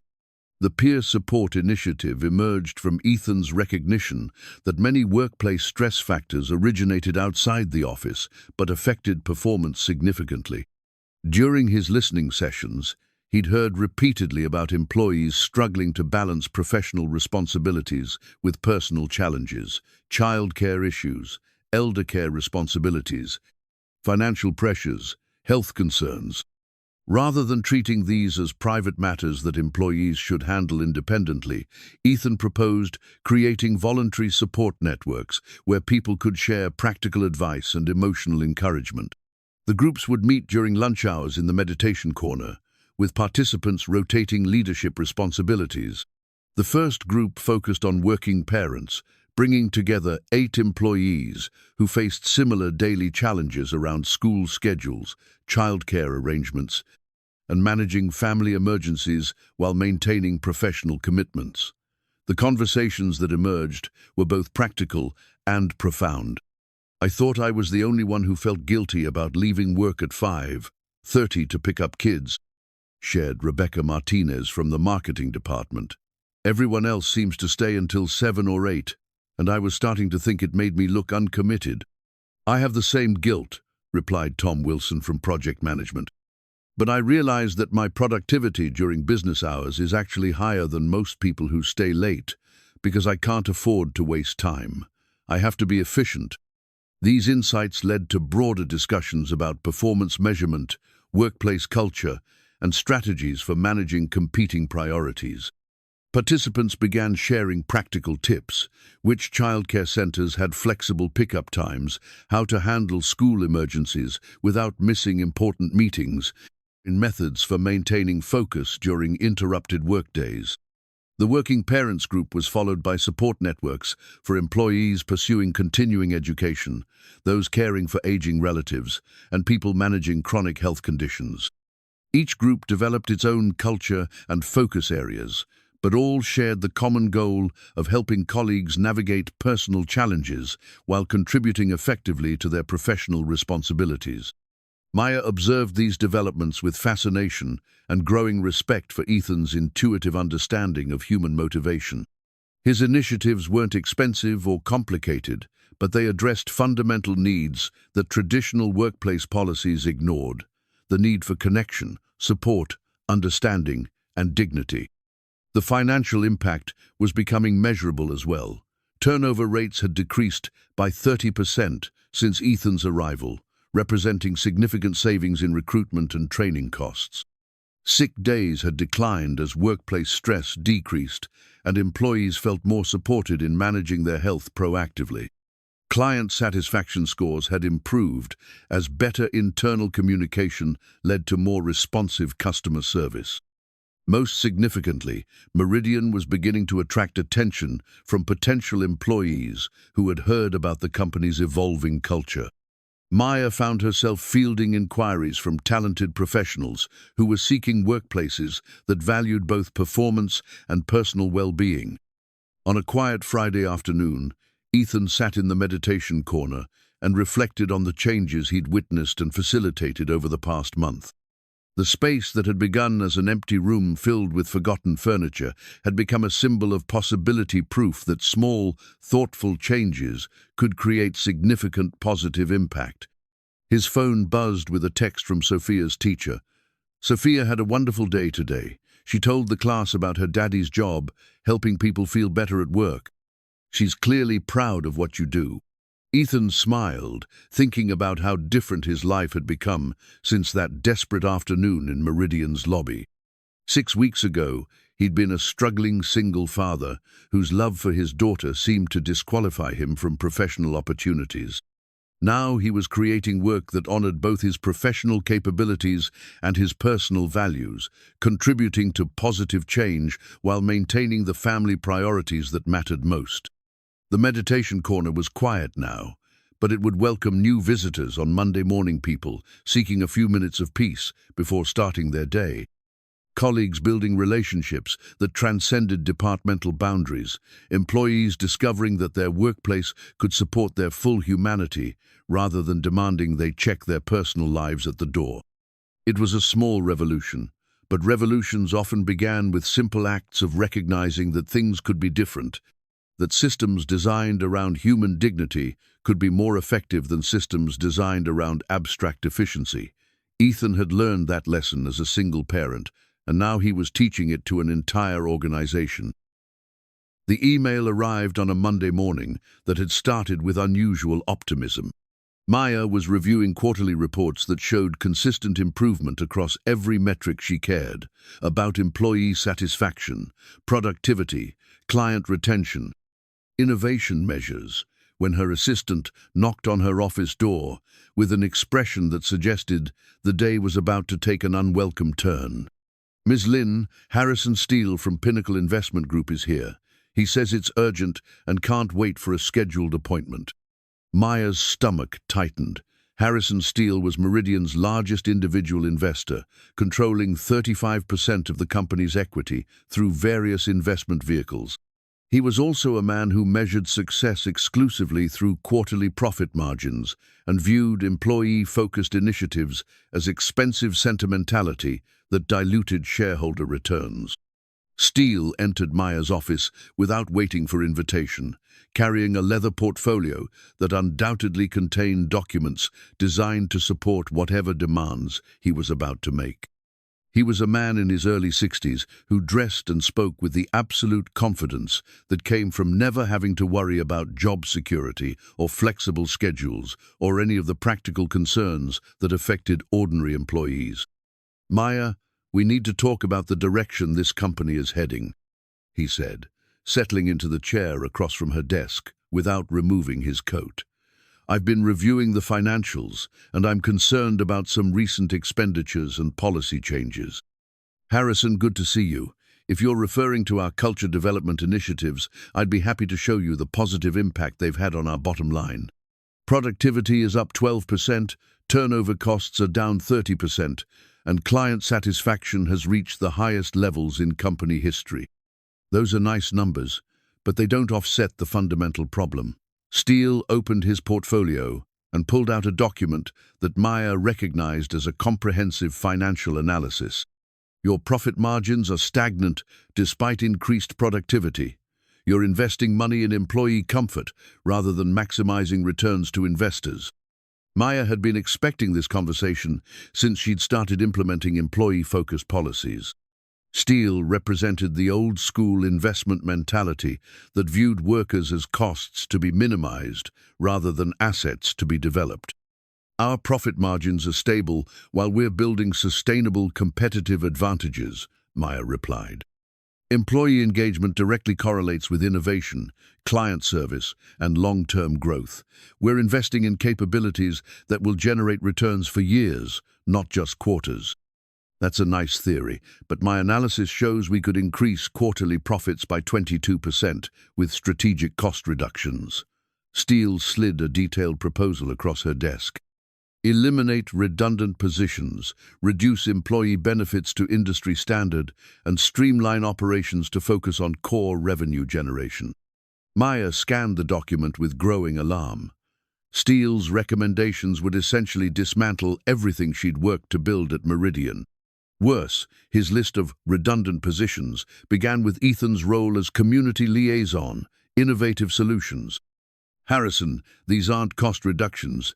They're short-term profit extractions that would damage our long-term competitiveness.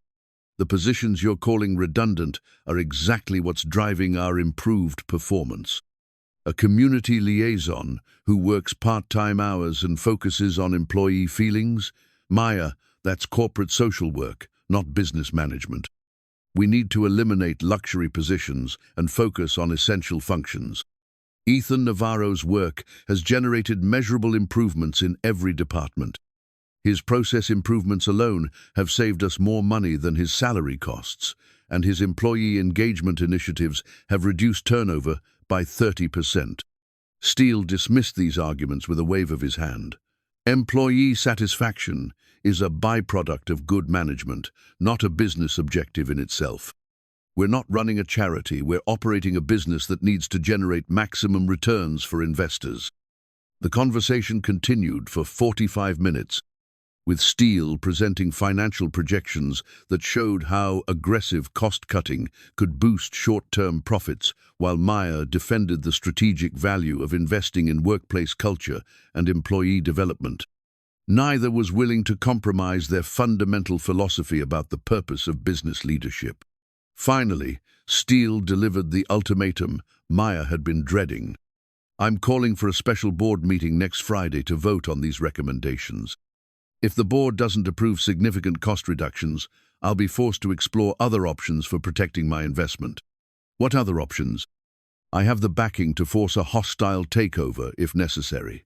There are plenty of management teams who understand that business exists to generate profit for investors, not to provide social services for employees. After Steele left, Maya sat in her office staring at the financial projections that reduced human beings to line items on a budget spreadsheet. Every employee at Meridian, including Ethan, was categorized as either essential or expendable, based solely on their direct contribution to quarterly revenue targets. The irony was bitter. Steele's analysis completely ignored the improvements that had made Meridian more profitable and competitive over the past 2 months. He saw employee-focused policies as costs rather than investments, dismissing evidence that contradicted his preconceptions about workplace management. Maya realized she faced a choice that would define not just her career but her integrity as a leader. She could capitulate to Steele's demands, preserving her position while abandoning the employees who had trusted her vision for a more humane workplace. Or she could fight for her principles, risking everything she'd worked to build in defense of people like Ethan, who deserved better than being treated as expendable overhead. That afternoon, Maya walked through Meridian's offices with new eyes, seeing the employees who would be affected by Steele's cost-cutting measures. Sandra Williams in accounting, who had contributed so many practical improvements to workflow efficiency. Marcus Chen, the eager young accountant whose fresh perspectives had helped streamline reporting processes. Maria Santos, who used the meditation corner to manage stress and had become a bridge between HR and other departments. And Ethan, who was conducting one of his listening sessions with the facilities team, helping them brainstorm solutions to maintenance challenges that had persisted for years. Watching him work patient, focused, genuinely interested in people's perspectives, Maya felt anger building at Steele's dismissal of such work as corporate social work.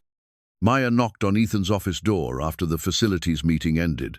She found him updating his notes, documenting insights and recommendations with the same methodical care he brought to everything.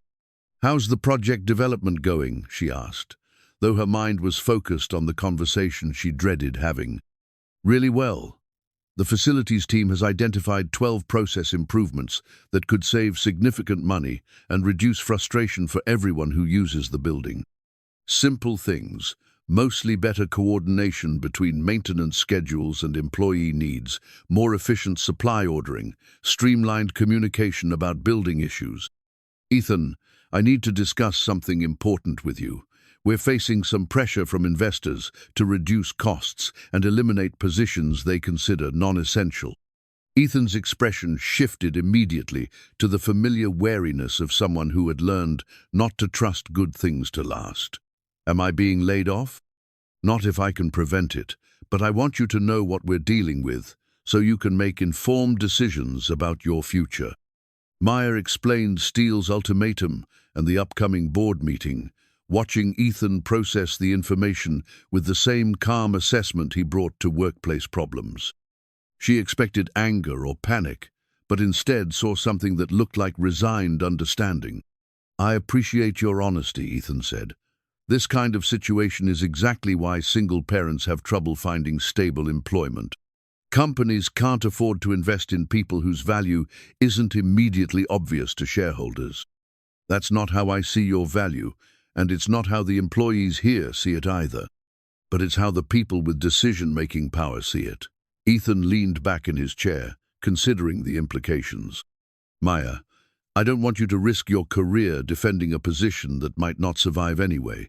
You've given me more opportunity than I had any right to expect. That's not the point. The point is that what we've built here works. Employees are happier, more productive, more creative. Clients are more satisfied. The company is more profitable. Abandoning these improvements because they don't fit traditional cost-benefit analysis would be a massive strategic mistake. But if the investors don't see it that way, what options do you have?" Maya had been wrestling with that question since Steele's visit. The board consisted of 5 members. Herself as CEO, Steele as the major investor, 2 independent directors who generally followed financial incentives, and Janet Morrison, who had been skeptical of employee-focused initiatives from the beginning. I need to demonstrate that treating employees well generates better business results than treating them as expendable costs, Maya said. I need evidence that even hardcore financial analysts can't ignore. What kind of evidence? Comprehensive data showing return on investment for every employee-focused initiative we've implemented. Productivity improvements, cost savings, revenue increases, competitive advantage, everything quantified and tied directly to policy changes. Ethan nodded thoughtfully. I can help compile that data. The improvements we've made are measurable, even if they don't fit traditional accounting categories. Over the next 3 days, Maya and Ethan worked together to build a comprehensive case for maintaining Meridian's employee-focused policies. They documented productivity increases, turnover cost savings, and process improvements that had generated substantial financial benefits. They gathered testimonials from clients who had noticed improved service quality and responsiveness. Most importantly, they analyzed the total cost of Ethan's position against the measurable benefits his work had generated. The mathematics were compelling. His salary and benefits cost $75,000 annually, while his process improvements had saved the company over $200,000 in reduced turnover, increased efficiency, and streamlined operations. But Maya knew that data alone wouldn't be sufficient to counter Steele's fundamental philosophy about business priorities. She needed allies who could speak to the strategic value of investing in employees, rather than simply cutting costs to boost short-term profits.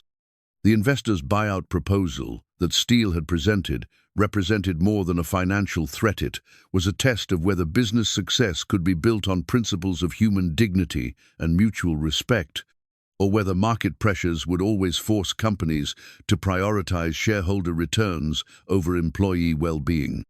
As Friday approached, Maya realized that the upcoming board meeting would determine not just Ethan's future, but the kind of leader she would be and the kind of company Meridian would become. The stakes had expanded beyond one employee's job security to encompass fundamental questions about the purpose of business and the possibility of creating workplaces that honored both profit and people. The buyout proposal sat on Maya's desk like a challenge to everything she believed about leadership, demanding a response that would either validate her approach to management or prove that idealism couldn't survive contact with financial realities. Either way, Friday's board meeting would provide a definitive answer to whether compassion and profitability could coexist in the modern corporate world. The People First presentation took shape over 4 sleepless nights as Maya and Ethan worked to transform 2 months of cultural change into compelling financial evidence. They spread documents across the conference table in Maya's office, like generals planning a campaign that would determine the fate of everyone they'd come to care about at Meridian Industries. The productivity increases are undeniable, Maya said, highlighting key statistics on her laptop. Department efficiency up 12%, overtime costs down 31%, client satisfaction scores at 5-year highs. But I'm worried Steele will dismiss these as correlation rather than causation. Ethan studied the charts they'd created, each one representing real people whose lives had improved because someone finally listened to their ideas and implemented sensible solutions. What if we focus on specific examples? The expense reporting streamline alone saves 15 hours per week across accounting. The customer service integration has cut client response time by 40%. These aren't abstract cultural improvements, they're measurable process enhancements. And the meditation corner? Harder to quantify directly, but we can tie it to reduced sick days, lower stress, related errors, and improved interdepartmental collaboration. Maria Santos estimates she's 20% more productive on days when she uses the space to manage stress. Maya appreciated Ethan's systematic approach to building their case, but she also knew they were fighting against fundamental philosophical differences about business priorities. Steele viewed employees as costs to be minimized, while she saw them as assets to be developed. Data could support either perspective depending on how it was interpreted. "The challenge isn't proving that our initiatives work," Maya said. "The challenge is convincing people who think employee satisfaction is irrelevant to business success."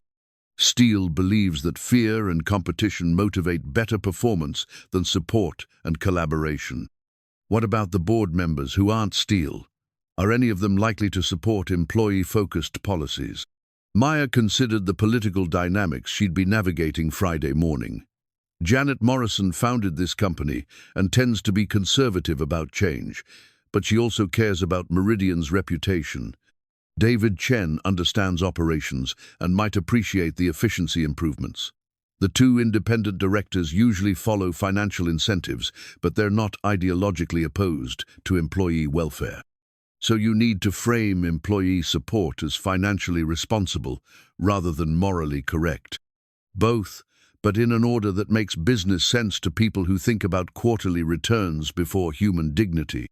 They spent Wednesday evening refining their presentation, organizing evidence into categories that would resonate with different board member priorities: cost savings for the financially focused directors, operational improvements for David Chen, competitive advantages for Janet Morrison.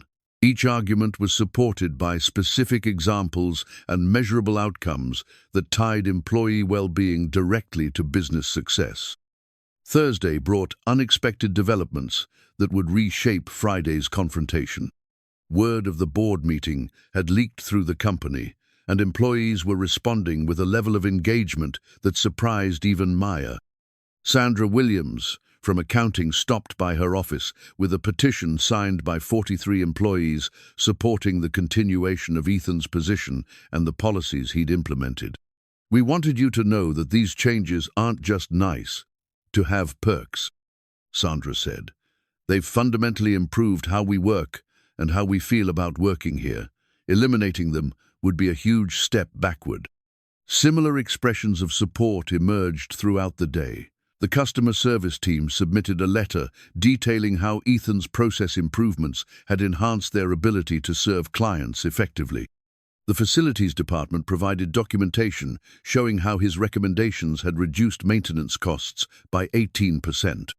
Even departments that hadn't worked directly with Ethan offered testimonials about improved workplace culture and collaboration. Maya was touched by the outpouring of employee support, but she also worried about potential backlash. Steele might view grassroots advocacy as evidence that workers were becoming entitled to benefits that exceeded market standards, confirming his belief that employee-focused policies created unrealistic expectations. Meanwhile, Ethan was processing the possibility that his position might be eliminated, just as he'd begun to believe in stable employment again. The prospect of returning to job searches and rejection letters felt devastating, but worse was the thought of disappointing Sophia, who had grown accustomed to her father's regular schedule and reduced stress levels. That evening, Ethan sat at his kitchen table helping Sophia with homework, while mentally preparing for potential unemployment. He'd learned not to count on good things lasting, but the past 2 months had allowed him to imagine a different kind of future, one where his skills were valued and his personal circumstances were accommodated rather than penalized. "Daddy, you have your worried face again," Sophia observed, looking up from her math worksheet. "Just thinking about work stuff, sweetheart. Sometimes grown-up jobs have complicated decisions. Are you going to lose your job?" Ethan was continuously amazed by his daughter's perceptiveness. Despite his efforts to shield her from adult anxieties, she invariably sensed when something important was at stake. "I don't know yet. There's a meeting tomorrow where important people will decide about my job and other people's jobs too. Can I help?" The innocent question brought tears to Ethan's eyes. Sophia's instinct to help during difficult situations reminded him of why he'd been drawn to his current work, the same impulse to support others that had led him to fix the janitor's cart, to volunteer at the hospital, to listen carefully to co-workers' concerns and suggestions. You help just by being you, sunshine. You help by being proud of me and letting me know that I'm a good daddy, even when work things are hard. Friday morning arrived, with unseasonable warmth, as if the weather was mocking the tension that had consumed Maya's thoughts for the past week. She arrived at the office early to make final preparations for the board meeting, reviewing her presentation one last time and organizing supporting documents that could address any questions or objections. Ethan had offered to attend the meeting to present his work directly, but Maya had declined, knowing that his presence might make board members uncomfortable about discussing his employment status. Instead, he would wait in his office while others debated his professional futura, familiar powerlessness that reminded him of job interviews and waiting for phone calls that never came. At 9:30 a.m., the board members began arriving for the 10:00 meeting.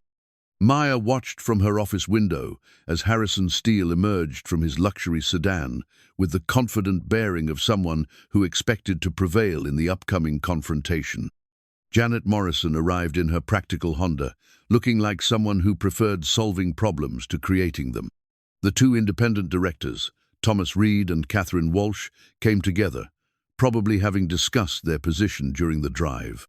David Chen was the last to arrive, stopping by Maya's office before heading to the boardroom. "I've been thinking about today's discussion," he said. "I want you to know that I've seen remarkable improvements in operational efficiency since you implemented these employee policies. Whatever Steele's financial projections show, the practical benefits are undeniable." "Thank you, David. That support means more than you know. Just present the facts clearly. Numbers don't lie, even when people prefer different interpretations." The boardroom at Meridian had witnessed 15 years of conservative decision-making, but Maya suspected that today's meeting would test whether the company could evolve beyond its traditional approach to employee relations. She entered the room carrying her presentation materials and the weight of responsibility for everyone whose livelihood depended on the outcome. Steele had arranged his own materials, meticulous financial projections, cost-benefit analyses, and industry comparisons that supported his position. He greeted Maya with professional courtesy that barely masked his confidence about the meeting's outcome. "Maya, I appreciate the work you've put into defending your management approach," he said. "I'm sure we'll have a productive discussion about Meridian's future direction." Janet Morrison called the meeting to order with the efficiency that had characterized her business leadership for 2 decades. "We're here to discuss Harrison's recommendations for cost reduction and operational streamlining. Maya, I believe you have a response to present." Maya activated her laptop and began the presentation she'd refined obsessively for 4 days. "I want to start by acknowledging that fiscal responsibility is essential for business success. The question isn't whether we should manage costs carefully, it's whether short-term cost reduction generates better long-term results than strategic investment in employee development." She clicked through slides showing productivity improvements, turnover reduction, and client satisfaction increases that had occurred since implementing employee-focused policies. Each statistic was tied to specific initiatives and supported by concrete examples of operational enhancement. The community liaison position that Harrison has identified for elimination has generated documented savings of 200 in its first 2 months, Maya continued. Process improvements alone have saved 15 hours per week across multiple departments. Reduced turnover has eliminated recruitment and training costs that averaged 85 annually. Steele listened with the patience of someone waiting for his turn to speak. When Maya finished her presentation, he responded with his own financial analysis that reframed her data within a different value system. "These are interesting improvements, Maya, but they don't address the fundamental issue. We're paying 75 annually for a position that provides emotional support to employees. That's not a business function, it's a social service. The money could be better invested in revenue-generating activities or returned to shareholders."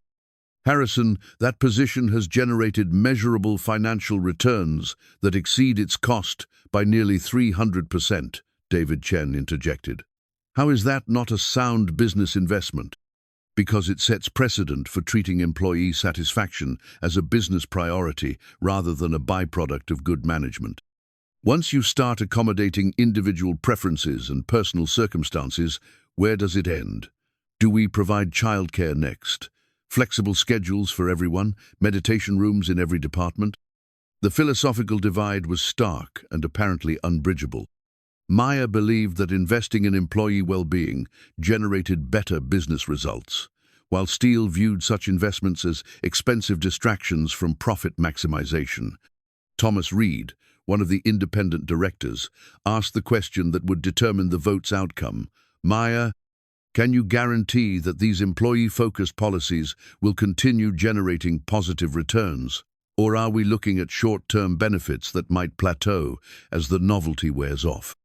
Maya realized that her answer would shape not just this decision, but her entire credibility as a leader. She could provide safe, qualified responses that acknowledged uncertainty, or she could defend her convictions with the confidence that leadership required.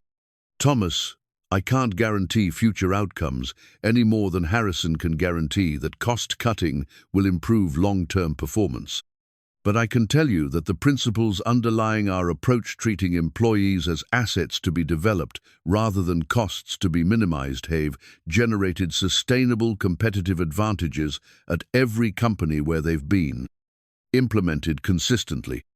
And if you're wrong, if employee satisfaction initiatives become expensive without delivering corresponding benefits, then we adjust our approach based on evidence rather than abandoning the principle that business success depends on human engagement and creativity. The room fell silent as board members contemplated their options.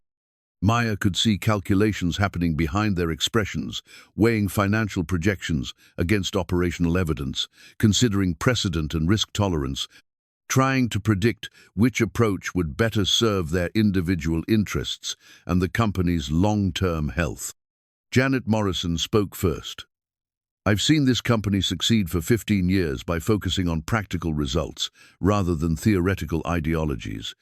The question is whether Maya's approach represents practical evolution or expensive experimentation. Catherine Walsh, the other independent director, had been reviewing both presentations during the discussion. The financial evidence seems clear that current policies are generating positive returns. But Harrison's concerns about precedent and sustainability are also valid.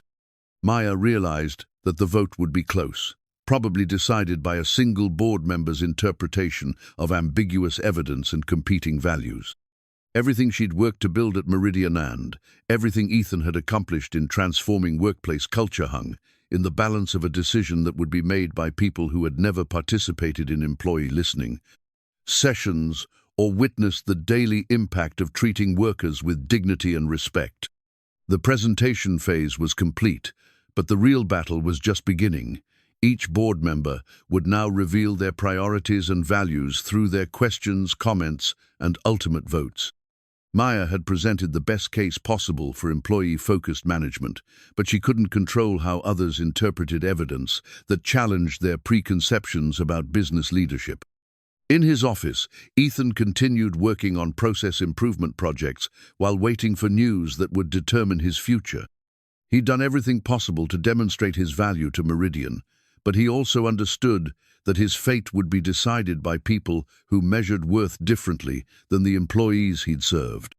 The next hour would test whether compassion could compete with cost-cutting in corporate America, whether Maya's vision of workplace leadership could survive contact with traditional shareholder priorities, and whether one person's gentle heart could prove valuable enough to justify its accommodation in an unforgiving business world. The boardroom fell into the kind of silence that preceded decisions that would reshape lives. Maya watched Harrison Steele arrange his financial projections with the methodical precision of someone who had never doubted the righteousness of profit maximization, while Janet Morrison studied both presentations with the careful attention of someone who understood that leadership choices had consequences beyond quarterly reports. Let me be clear about what we're voting on, Steele said. his voice carrying the authority of someone accustomed to having his financial logic accepted without question. We can continue investing in expensive employee amenities that may or may not generate sustainable returns, or we can implement proven cost reduction strategies that will immediately improve our competitive position. He clicked through slides showing industry benchmarks, competitor analyses, and projections that painted employee-focused policies as luxuries that successful companies couldn't afford. Meridian's current profit margins are 3.2% below industry average. Maya's initiatives may have improved workplace satisfaction, but they haven't addressed our fundamental challenge of generating maximum value for shareholders. David Chen raised his hand with the practiced gesture of someone who had spent decades translating operations reality into boardroom language.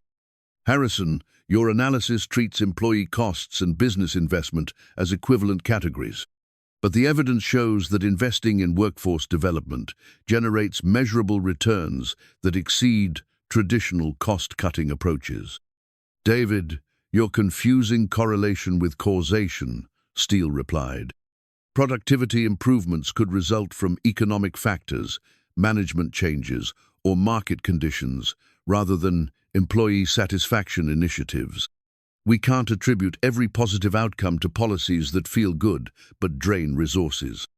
Maya felt the momentum of the meeting shifting toward familiar patterns where emotional intelligence was dismissed as unmeasurable and therefore irrelevant to business success. She needed to reframe the discussion before board members retreated into the comfort of traditional financial analysis. "May I share something that isn't in my presentation?" Maya asked, opening her laptop to a different file. "Yesterday, I received 43 employee signatures supporting the continuation of our current policies. But more importantly, I received specific examples of how these changes have affected their work and their relationships with clients." She began reading excerpts from employee testimonials, not emotional appeals, but practical descriptions of improved job performance, enhanced client service, and innovative solutions that had emerged from feeling valued and supported rather than monitored and criticized. Sandra Williams in accounting identified process improvements that saved 12 hours per week because she felt empowered to suggest changes rather than silently accepting inefficiency. Marcus Chen developed a client communication protocol that has reduced billing disputes by 60% because he believed his ideas would be implemented rather than ignored. Thomas Reed, who had been notably quiet during the previous discussion, leaned forward with apparent interest. "These sound like bottom-line improvements rather than feel good policies. Can you quantify the financial impact?" Maya had hoped for this question. Sandra's process improvements alone save 18.0 annually in reduced administrative time. Marcus's communication protocol has prevented an estimated 45.0 in billing disputes and client relationship damage. The Meditation Corner has contributed to a 25% reduction in stress-related sick days, saving approximately 12.0 in productivity losses. But those savings could have been achieved through traditional management approaches. Steele countered. "You don't need expensive employee support programs to identify process improvements or enhance client communication." "Actually, Harrison, we do," David Chen interjected. "I've been trying to implement similar improvements for 3 years using traditional management approaches. Employees either resisted changes or provided minimal input because they didn't trust that their suggestions would be valued or implemented fairly." The room's energy shifted as David's operational perspective challenged Steele's theoretical assumptions. Maya sensed an opportunity to build on the credibility that came from practical experience rather than financial projections. "The difference isn't the specific improvements we've made," Maya said. "The difference is creating an environment where employees feel safe to identify problems, suggest solutions, and implement changes without fear of criticism or retaliation." Catherine Walsh, who had been taking careful notes throughout the discussion, looked up with a question that would prove pivotal. "Maya, what happens if we approve Harrison's cost reduction plan?" Not just financially, but operationally. How do employees respond when support programs are eliminated and positions are cut? Maya had witnessed this scenario at previous companies and knew the answer from painful experience. Productivity initially appears to improve because remaining employees work harder out of fear. But innovation decreases, client service suffers from reduced staffing, and talented employees begin seeking opportunities elsewhere. Short-term cost savings are offset by long-term competitive disadvantages. That's speculation, Steele said dismissively. Successful companies regularly implement strategic downsizing without experiencing the negative consequences Maya describes. Harrison, with respect, successful companies also regularly fail when they prioritize cost-cutting over sustainable competitive advantages. Janet Morrison said, speaking with the authority of someone who had built a business rather than merely investing in one. I've seen too many organizations optimize themselves into irrelevance by treating employees as expendable rather than essential. The conversation had reached the crucial moment where philosophical differences would translate into binding decisions. Maya could see each board member weighing evidence against personal values, considering precedent and risk tolerance, trying to predict which approach would better serve both their individual interests and the company's future. Steele seemed to recognize that his pure financial argument wasn't resonating as expected. He shifted to a more personal approach, addressing Maya directly with what appeared to be genuine concern. Maya, I respect your commitment to employee welfare, but you're risking your career and this company's stability on an unproven management philosophy. Traditional cost reduction strategies have succeeded across industries for decades. Why bet everything on experimental approaches when proven methods are available? Maya felt the weight of decision-making responsibility that came with leadership positions. Steele was offering her a face-saving way to retreat from principles that might cost her everything she'd worked to achieve. She could accept his recommendations, preserve her position, and blame investor pressure for abandoning employees who had trusted her vision. But as she considered that option, Maya thought about Ethan waiting in his office for news that would determine whether his gentle heart could find sustainable place in corporate America. She thought about Sandra Williams and Marcus Chen and Maria Santos and dozens of other employees who had begun to believe that workplaces could honor their full humanity rather than demanding they sacrifice personal values for professional buys. Survival. Harrison, you're asking me to choose between my career and my principles, Maya said, but I think you're creating a false choice. The evidence shows that treating employees well generates better business results than treating them as costs to be minimized. I'm not willing to abandon proven success for theoretical projections. The room fell silent again as board members absorbed the finality of Maya's position. She had moved beyond defending specific policies to defending an entire philosophy of leadership that placed human dignity alongside profit maximization. Thomas Reed broke the silence with the practical question that would shape the vote. We need to make a decision. Do we approve Harrison's cost reduction plan, or do we continue with Maya's employee-focused approach? Janet Morrison looked around the table with the expression of someone who understood that this decision would define not just Meridian's immediate future, but its fundamental character as an organization. I call for a formal vote, she said. All in favor of implementing Harrison's cost reduction recommendations. The moment had arrived when abstract discussions would translate into concrete consequences for real people. Maya watched as hands either rose or remained in laps, determining whether compassion could compete with cost-cutting in modern corporate decision-making. Steele raised his hand immediately, followed by Catherine Walsh after a moment's hesitation. 2 votes for abandoning employee-focused policies and eliminating Ethan's position. Janet Morrison and David Chen kept their hands down. 2 votes for maintaining current approaches. All eyes turned to Thomas Reed, whose single vote would determine the outcome of everything Maya and Ethan had worked to build. He sat quietly for a moment that felt like hours, weighing evidence and values and the kind of leader he wanted to be. Thomas Reed's hand remained motionless as seconds stretched into what felt like hours.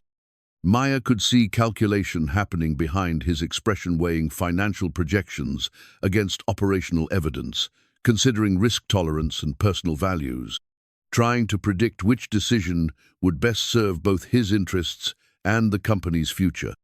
Just as he seemed ready to speak, Maya's phone buzzed against the conference table.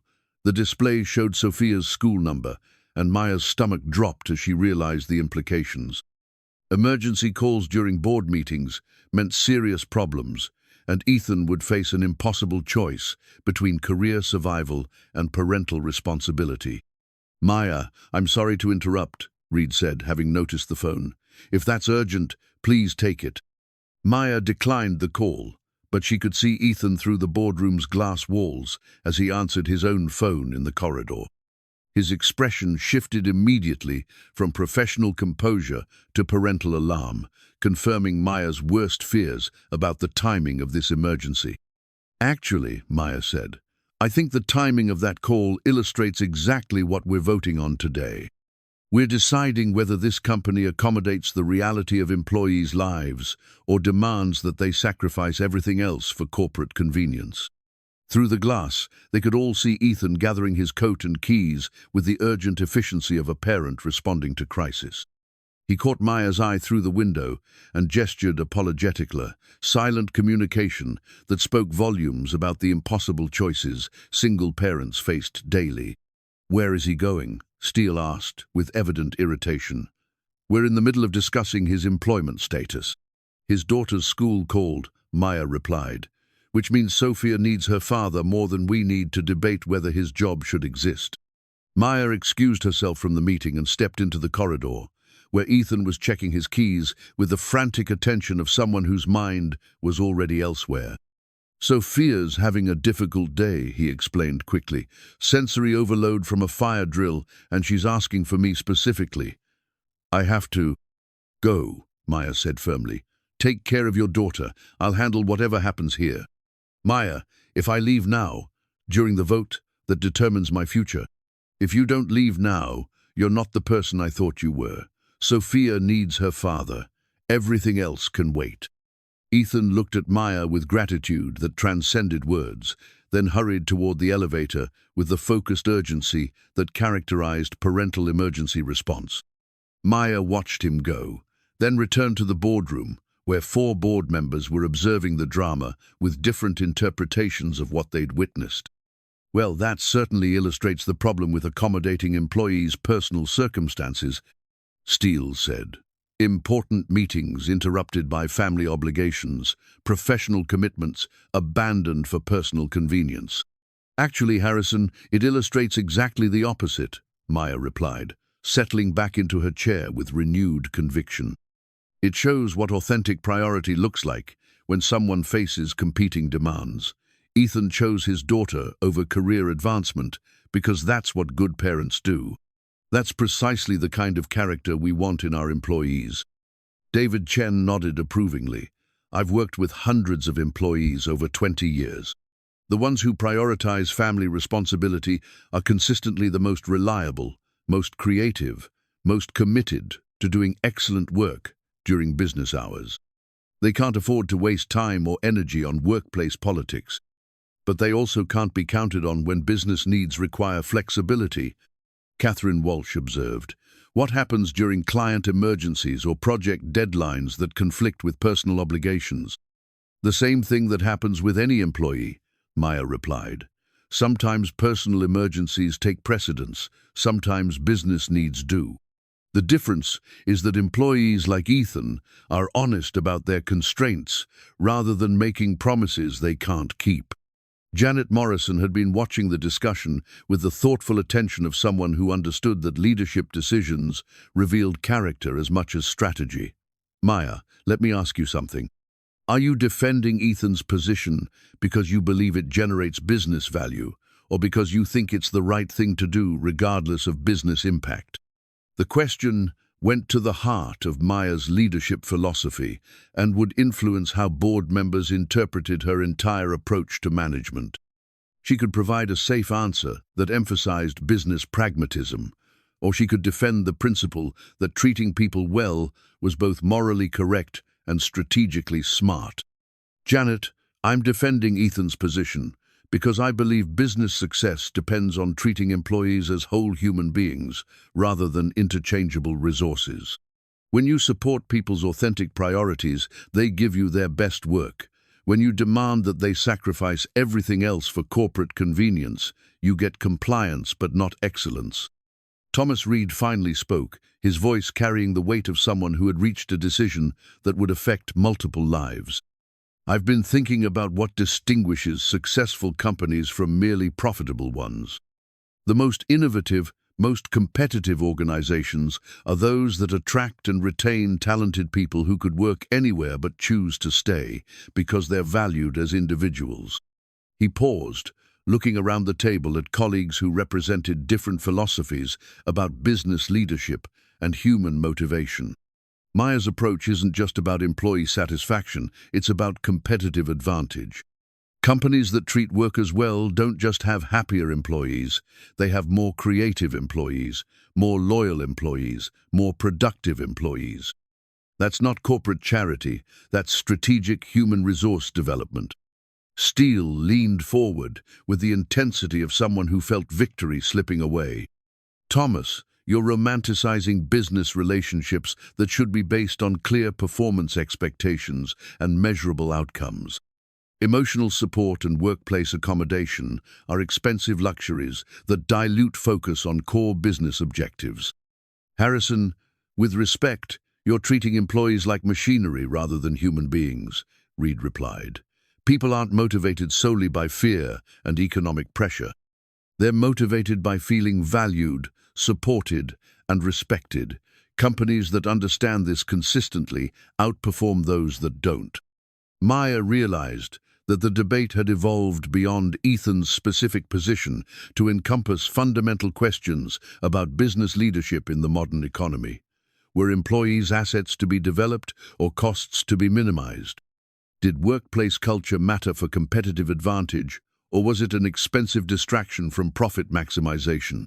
Janet Morrison called for a return to formal voting procedures. We need to make a decision. Thomas, how do you vote on Harrison's cost reduction recommendations?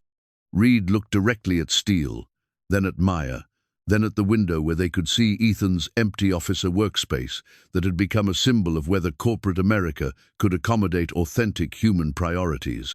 I vote no, Reed said firmly.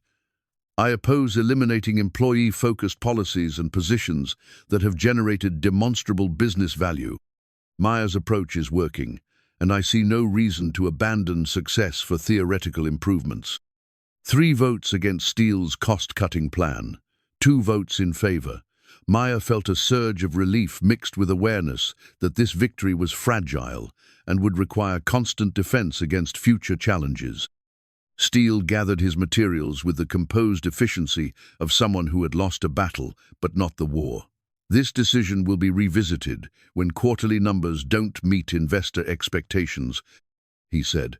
Employee satisfaction initiatives are luxuries that companies abandon when financial pressure increases. Harrison, I appreciate your concern for fiscal responsibility, Janet Morrison replied, but this board has decided that investing in employee development serves our long-term strategic interests better than short-term cost reduction. After the meeting concluded, Maya sat alone in the boardroom, processing what had just occurred. The vote represented more than just job security for Ethan. It was validation that businesses could succeed by treating employees as valuable human beings rather than expendable resources. Her phone rang with a call from Ethan, who was sitting in Sophia's school, waiting for her therapy session to conclude. Maya, I'm so sorry I had to leave during the meeting. I know how it must have looked. It looked like a devoted father responding to his daughter's need for support, Maya interrupted. It looked like exactly the kind of person we want working at Meridian Industries. What happened with the vote? Your position is secure. The board decided that treating employees well is good business strategy, not expensive charity. Maya could hear the emotion in Ethan's voice as he processed the news. "I don't know how to thank you for taking this risk." "You don't need to thank me. You proved that your approach works by transforming this company's culture in 2 months. I just had to convince 4 people that the evidence was more important than their preconceptions." As Maya walked back to her office, she passed the meditation corner where 3 employees were taking a quiet break from their afternoon tasks. She saw Sandra Williams collaborating with Marcus Chen on a process improvement project that would save the company thousands of dollars annually. She observed the kind of authentic workplace engagement that traditional management theories claimed was impossible to achieve. The hospital waiting room vigil that was about to unfold would provide the final test of whether Meridian's cultural transformation was authentic and sustainable, or merely the temporary result of idealistic leadership that would fade when faced with real challenges.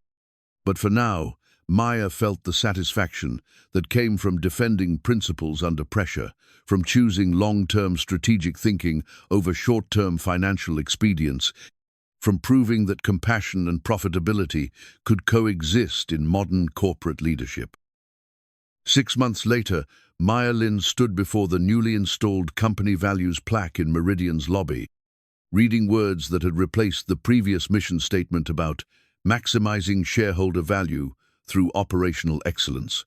The new motto, compassion, community, success, represented more than updated corporate messaging. It symbolized a fundamental transformation in how the company understood the relationship between treating people well and achieving business objectives. The bronze plaque had been Sophia's idea, suggested during one of her visits to the office with Ethan. She'd noticed that other buildings had important words displayed prominently and wondered why Daddy's company didn't have any. When Maya asked what words should be included, Sophia's 6-year-old wisdom had cut straight to the heart of what made Meridian special. The words should be about being nice to people and helping them do good work. The transformation hadn't been without challenges. 2 employees had struggled with the increased expectations for collaboration and mutual support, preferring the anonymity of traditional corporate culture where minimal interaction was required. One middle manager had requested a transfer to a different department rather than adapt to Ethan's relationship-focused approach to problem-solving. But for every person who found the changes uncomfortable, dozens had flourished in an environment that valued their complete humanity rather than demanding they compartmentalize their lives. Employee satisfaction scores had reached industry-leading levels, turnover had dropped to the lowest rates in Meridian's history, and productivity metrics showed sustained improvements that impressed even Harrison Steele, who had grudgingly acknowledged the financial benefits of employee-centered policies. The company's success had attracted attention from business publications, management consultants, and other organizations seeking to understand how workplace culture could generate competitive advantages. Maya found herself frequently asked to speak at conferences about the Meridian method, though she always insisted that their approach wasn't a method as much as a commitment to treating employees as valuable human beings rather than interchangeable resources. Ethan's role had evolved from community liaison to director of human innovation, with expanded responsibilities that included consulting with other companies about implementing similar cultural changes. His flexible schedule remained unchanged. They still left every day at 3:30 to pick up Sophia from school, but his influence had grown to encompass strategic planning for sustainable workplace practices. The meditation corner had expanded into a wellness center that included quiet spaces for reflection, collaborative areas for informal meetings, and resources for employees managing stress, career development, or personal challenges. More importantly, the philosophy behind the space that employees' emotional and mental well-being directly affected their professional performance had been integrated into management practices throughout the company. Maya's leadership style had been permanently influenced by observing Ethan's approach to workplace relationships. She'd learned to listen more carefully, to consider the human impact of business decisions, and to recognize that some of the most important work couldn't be measured through traditional productivity metrics. Her management team had adopted similar approaches, creating a culture where authentic leadership was valued over authoritarian control. The company's financial performance had exceeded all projections, with revenue growth, profit margins, and client retention reaching levels that positioned Meridian as a leader in their industry. Other firms had attempted to recruit Meridian employees with offers of higher salaries, but found that compensation alone couldn't compete with workplace culture that honored people's complete lives rather than demanding they sacrifice everything else for professional advancement. Harrison Steele's investment in Meridian had generated returns that exceeded his original projections, though he remained philosophically skeptical about employee-focused policies. During quarterly board meetings, he continued to advocate for traditional cost reduction strategies, but he could no longer argue that treating employees well was financially irresponsible when the evidence contradicted his assumptions. The peer support groups that Ethan had established had become self-sustaining communities that provided practical assistance and emotional encouragement for employees navigating various life challenges. The Working Parents Group had evolved into an informal network that shared childcare resources, coordinated school pickup schedules, and provided emergency support during family crises. Similar groups addressed continuing education, elder care responsibilities, health challenges, and other circumstances that affected workplace performance. Sophia had become an unofficial company mascot, visiting the office monthly with Ethan, and charming employees who appreciated her perspective on workplace dynamics. Her innocent observations often revealed insights that adult analysis missed, such as noticing when someone seemed sad or stressed, and suggesting that they might benefit from spending time in the meditation corner. Mrs. Chen had attended Meridian's annual family picnic, where she'd been introduced as Sophia's honorary grandmother and had provided commentary about the importance of workplace communities that supported employees' broader life relationships. Her presence had reinforced the understanding that work-life integration, rather than work-life balance, created more sustainable and satisfying professional experiences. The changes at Meridian had influenced other organizations in their business community, creating a ripple effect of improved workplace practices that extended beyond a single company. Ethan had been invited to consult with non-profit organizations, educational institutions, and government agencies about implementing similar approaches to employee engagement and cultural development. Maya often reflected on the afternoon when she'd first observed Ethan helping the elderly janitor, recognizing it as the moment when her understanding of leadership had fundamentally shifted. That simple act of kindness had revealed character traits that no interview process could assess: empathy, patience, genuine concern for others' welfare qualities that proved essential for creating workplace cultures where people could contribute their best efforts. The broken cleaning cart wheel, carefully preserved in Ethan's office as a reminder of how small gestures could create profound change, had become a symbol of the possibility that corporate America could accommodate authentic human priorities without sacrificing business success. Employees often stopped by to hear the story of how their director of human innovation had been hired, finding inspiration in the idea that their own acts of kindness might be noticed and valued. As Maya prepared to leave the office on this particular Friday evening, she walked through spaces that felt fundamentally different from the sterile corporate environment she'd inherited 18 months earlier. Conversations in hallways were warmer and more personal. Collaboration across departments had become routine rather than exceptional. People seemed more energetic, more creative, more genuinely engaged with their work and each other. In Ethan's office, she found him finishing his weekly reports while Sophia worked on homework at his conference table. The scene captured everything Maya had hoped to achieve: professional excellence integrated with personal priorities, workplace culture that honored employees' complete humanity, business success built on principles of dignity and mutual respect. "How are the quarterly numbers looking?" Maya asked, though she already knew the answer from financial reports that consistently exceeded projections. "Better than anyone predicted," Ethan replied. But more importantly, we're getting unsolicited testimonials from clients who say working with Meridian feels different from other companies. They notice that our employees seem more engaged, more creative, more genuinely invested in delivering excellent service.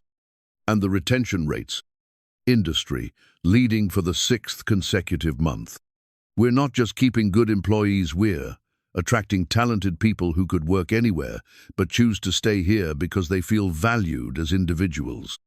Sophia looked up from her homework with the expression of someone who had important observations to share. Daddy, all the people at your work seem happy. At school, when teachers are happy, kids learn better. Is it the same with grown-ups? Maya and Ethan exchanged glances that communicated their amazement at Sophia's intuitive understanding of organizational dynamics. Her 6-year-old wisdom had captured the essence of what they'd worked to achieve. When people feel supported and valued, they contribute their best efforts naturally rather than grudgingly. Yes, sunshine, Ethan replied. When grown-ups feel happy and safe at work, they do better work and help other people do better work too. That seems obvious, Sophia said, returning to her homework with the matter-of-fact acceptance that children brought to logical conclusions. As Maya drove home that evening, she thought about Sophia's observation and its implications for business leadership. The principles that guided effective parenting, providing support, setting clear expectations, treating people with dignity, recognizing individual needs and strengths were precisely the same principles that created excellent workplace cultures. The transformation at Meridian hadn't required expensive consultants or complicated strategic planning. It had required leaders who understood that business success depended on human engagement, that competitive advantages came from treating employees as assets to be developed rather than costs to be minimized, and that sustainable profitability required sustainable relationships with the people who created value. Ethan's gentle heart had indeed sparked a corporate revolution, but the revolution wasn't really about corporate policies or management techniques. It was about recognizing that workplaces could honor human dignity without sacrificing business objectives, that compassion and competitiveness could coexist, and that some of the most valuable employees might be those who brought their complete selves to work, rather than hiding inconvenient aspects of their lives. The evening routine at the Navarro household had evolved to include reflections on the day's accomplishments and challenges, a practice that Sophia had suggested after learning about gratitude exercises in school. As Ethan helped her with bedtime preparations, she shared her favorite moments from the day while he described interesting problems he'd solved at work. "Daddy, remember when you used to be sad about not having a job?" Sophia asked as he tucked her into bed. "I remember, sweetheart. That was a difficult time for both of us. But it wasn't really about the job, was it? It was about people not understanding that you're a good daddy and a good worker at the same time." Ethan marveled at his daughter's insight, recognizing that she'd grasped something that had taken him months to articulate. His unemployment hadn't been caused by lack of qualifications or poor performance. It had been caused by systems that couldn't accommodate the reality of his life as a devoted single parent. "That's exactly right, sunshine. Sometimes it takes time to find people who understand that being a good daddy makes me better at my job, not worse. And now you help other people find jobs too." "I help other people feel valued at their jobs, which is sometimes even more important than finding new jobs." Sophia considered this with the seriousness she brought to important conversations. "So you fixed the problem for yourself and for other people too?" "We fixed it together, me and Maya and all the people at work who wanted things to be better. Sometimes the best way to solve your own problem is to help solve everyone's problem." After Sophia fell asleep, Ethan sat at his kitchen table with a cup of tea, reading emails from other single parents who had heard about Meridian's policies and were seeking advice about finding family-friendly employment. The messages reminded him of his own desperate job search just 18 months earlier, when every interview had ended with the same polite rejection once employers learned about his scheduling constraints. Now he was in a position to influence hiring practices, not just at Meridian, but at other organizations that consulted with him about workplace culture development.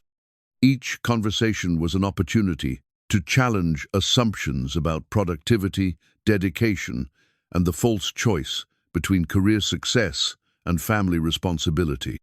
His phone rang with a call from Maya, who often checked in during evening hours when both were transitioning from work mode to personal time. "I wanted to thank you for something," Maya said without preamble. "What's that?" "For teaching me that the most important business decisions are also moral decisions. Before you arrived, I thought leadership meant choosing between doing the right thing and doing the profitable thing. You showed me that those choices don't have to be mutually exclusive. Maya, you created the opportunity for that lesson to matter. Without your willingness to take risks on unconventional approaches, none of this would have been possible. Do you ever think about what might have happened if I hadn't seen you helping that janitor?" Ethan had wondered about this countless time show. Many talented people remained unemployed or underemployed because their acts of kindness weren't witnessed by decision-makers who valued character alongside credentials. I think about it often, but I also think about how many other people are having their own lobby moments right now, demonstrating qualities that could transform organizations if someone took the time to notice and value them. That's exactly why our approach has to spread beyond Meridian. We can't be the only company that recognizes human potential in unconventional packages. Their conversation continued for 20 minutes, covering topics from upcoming consulting projects to strategies for influencing industry practices around inclusive hiring and family-friendly workplace policies. These discussions had become a regular part of their professional relationship, combining personal reflection with strategic planning for systemic change. Over the weekend, Ethan and Sophia visited Mrs. Chen, who had become an integral part of their extended family and a source of wisdom about balancing individual achievement with community responsibility.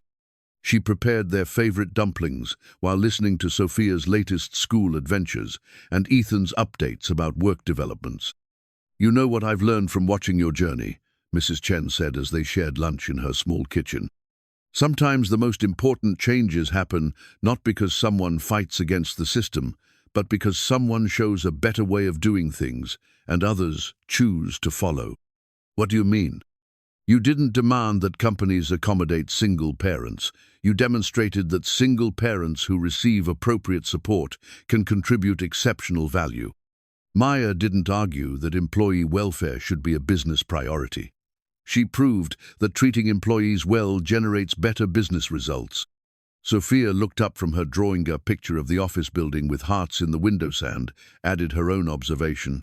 "It's like when kids at school are mean to each other. The teachers don't just tell them to stop being mean. They show them how to be nice, and then other kids want to be nice too." Mrs. Chen smiled at Sophia's parallel, recognizing the wisdom that often emerged from children's uncomplicated understanding of human behavior. "Exactly right, sweetheart. Sometimes the best way to change people's minds is to show them what's possible rather than telling them what's wrong." That evening, as Ethan reflected on the path that had led from desperate unemployment to meaningful work that aligned with his values, he thought about the broken cleaning cart wheel that still sat on his office shelf. Such a small thinger paperclip used to fix a loose wheel, but it had become the foundation for everything that followed. The artifact represented more than the moment when Maya first noticed his character. It symbolized the principle that small acts of kindness, performed without expectation of reward or recognition, revealed the qualities that made people valuable colleagues, thoughtful leaders, and contributing members of communities. On Monday morning, Ethan arrived at Meridian to find a handwritten note on his desk from a new employee who had been hired specifically because of the company's reputation for supporting working parents. The note thanked him for creating an environment where she could pursue professional growth without sacrificing her responsibilities as a single mother. "Reading about your story gave me hope that somewhere, someone understood that being a devoted parent makes you more reliable, more efficient, more committed to doing excellent work," she wrote. Thank you for proving that families don't have to choose between love and livelihood. Maya found Ethan in the meditation corner, reading the note with the quiet satisfaction that came from knowing his struggle had created opportunities for others facing similar challenges. The space around them bustled with Monday morning energy, but it was different from the corporate atmosphere that had characterized Meridian 18 months earlier, warmer, more collaborative, more genuinely human. Another success story? Maya asked, settling into one of the comfortable chairs. Another family that doesn't have to choose between economic security and emotional well-being, Ethan replied. Another parent who can contribute their best professional efforts because their personal priorities are respected rather than penalized. And another company that benefits from hiring talented people other organizations overlook because of inflexible thinking about work-life integration. They sat in comfortable silence for a few minutes, watching employees use the space for brief moments of reflection, informal collaboration, and the kind of authentic relationship building that traditional corporate culture rarely accommodated. The meditation corner had become more than a physical space. It was a symbol of organizational values that prioritized human dignity alongside business objectives. As Maya returned to her office to begin another week of leadership that balanced profit with principles, she passed the lobby where a different kind of corporate story was unfolding. Employees moved through the space with energy and purpose, greeting each other warmly, sharing brief conversations that built relationships alongside professional responsibilities. The company values plaque reflected morning sunlight, casting the words compassion, community, success across the polished floor in a reminder that business excellence and human excellence were not competing priorities but complementary aspects of organizational culture that honored the full complexity of human motivation, potential. Ethan's gentle heart had not only secured his family's future, but had sparked a transformation that proved definitively that when workplaces chose humanity over metrics, both profits and people could soar together towards sustainable success that created value for everyone involved, employees, clients, shareholders, and the broader community that benefited when businesses operated as forces for human flourishing rather than merely engines of economic extraction.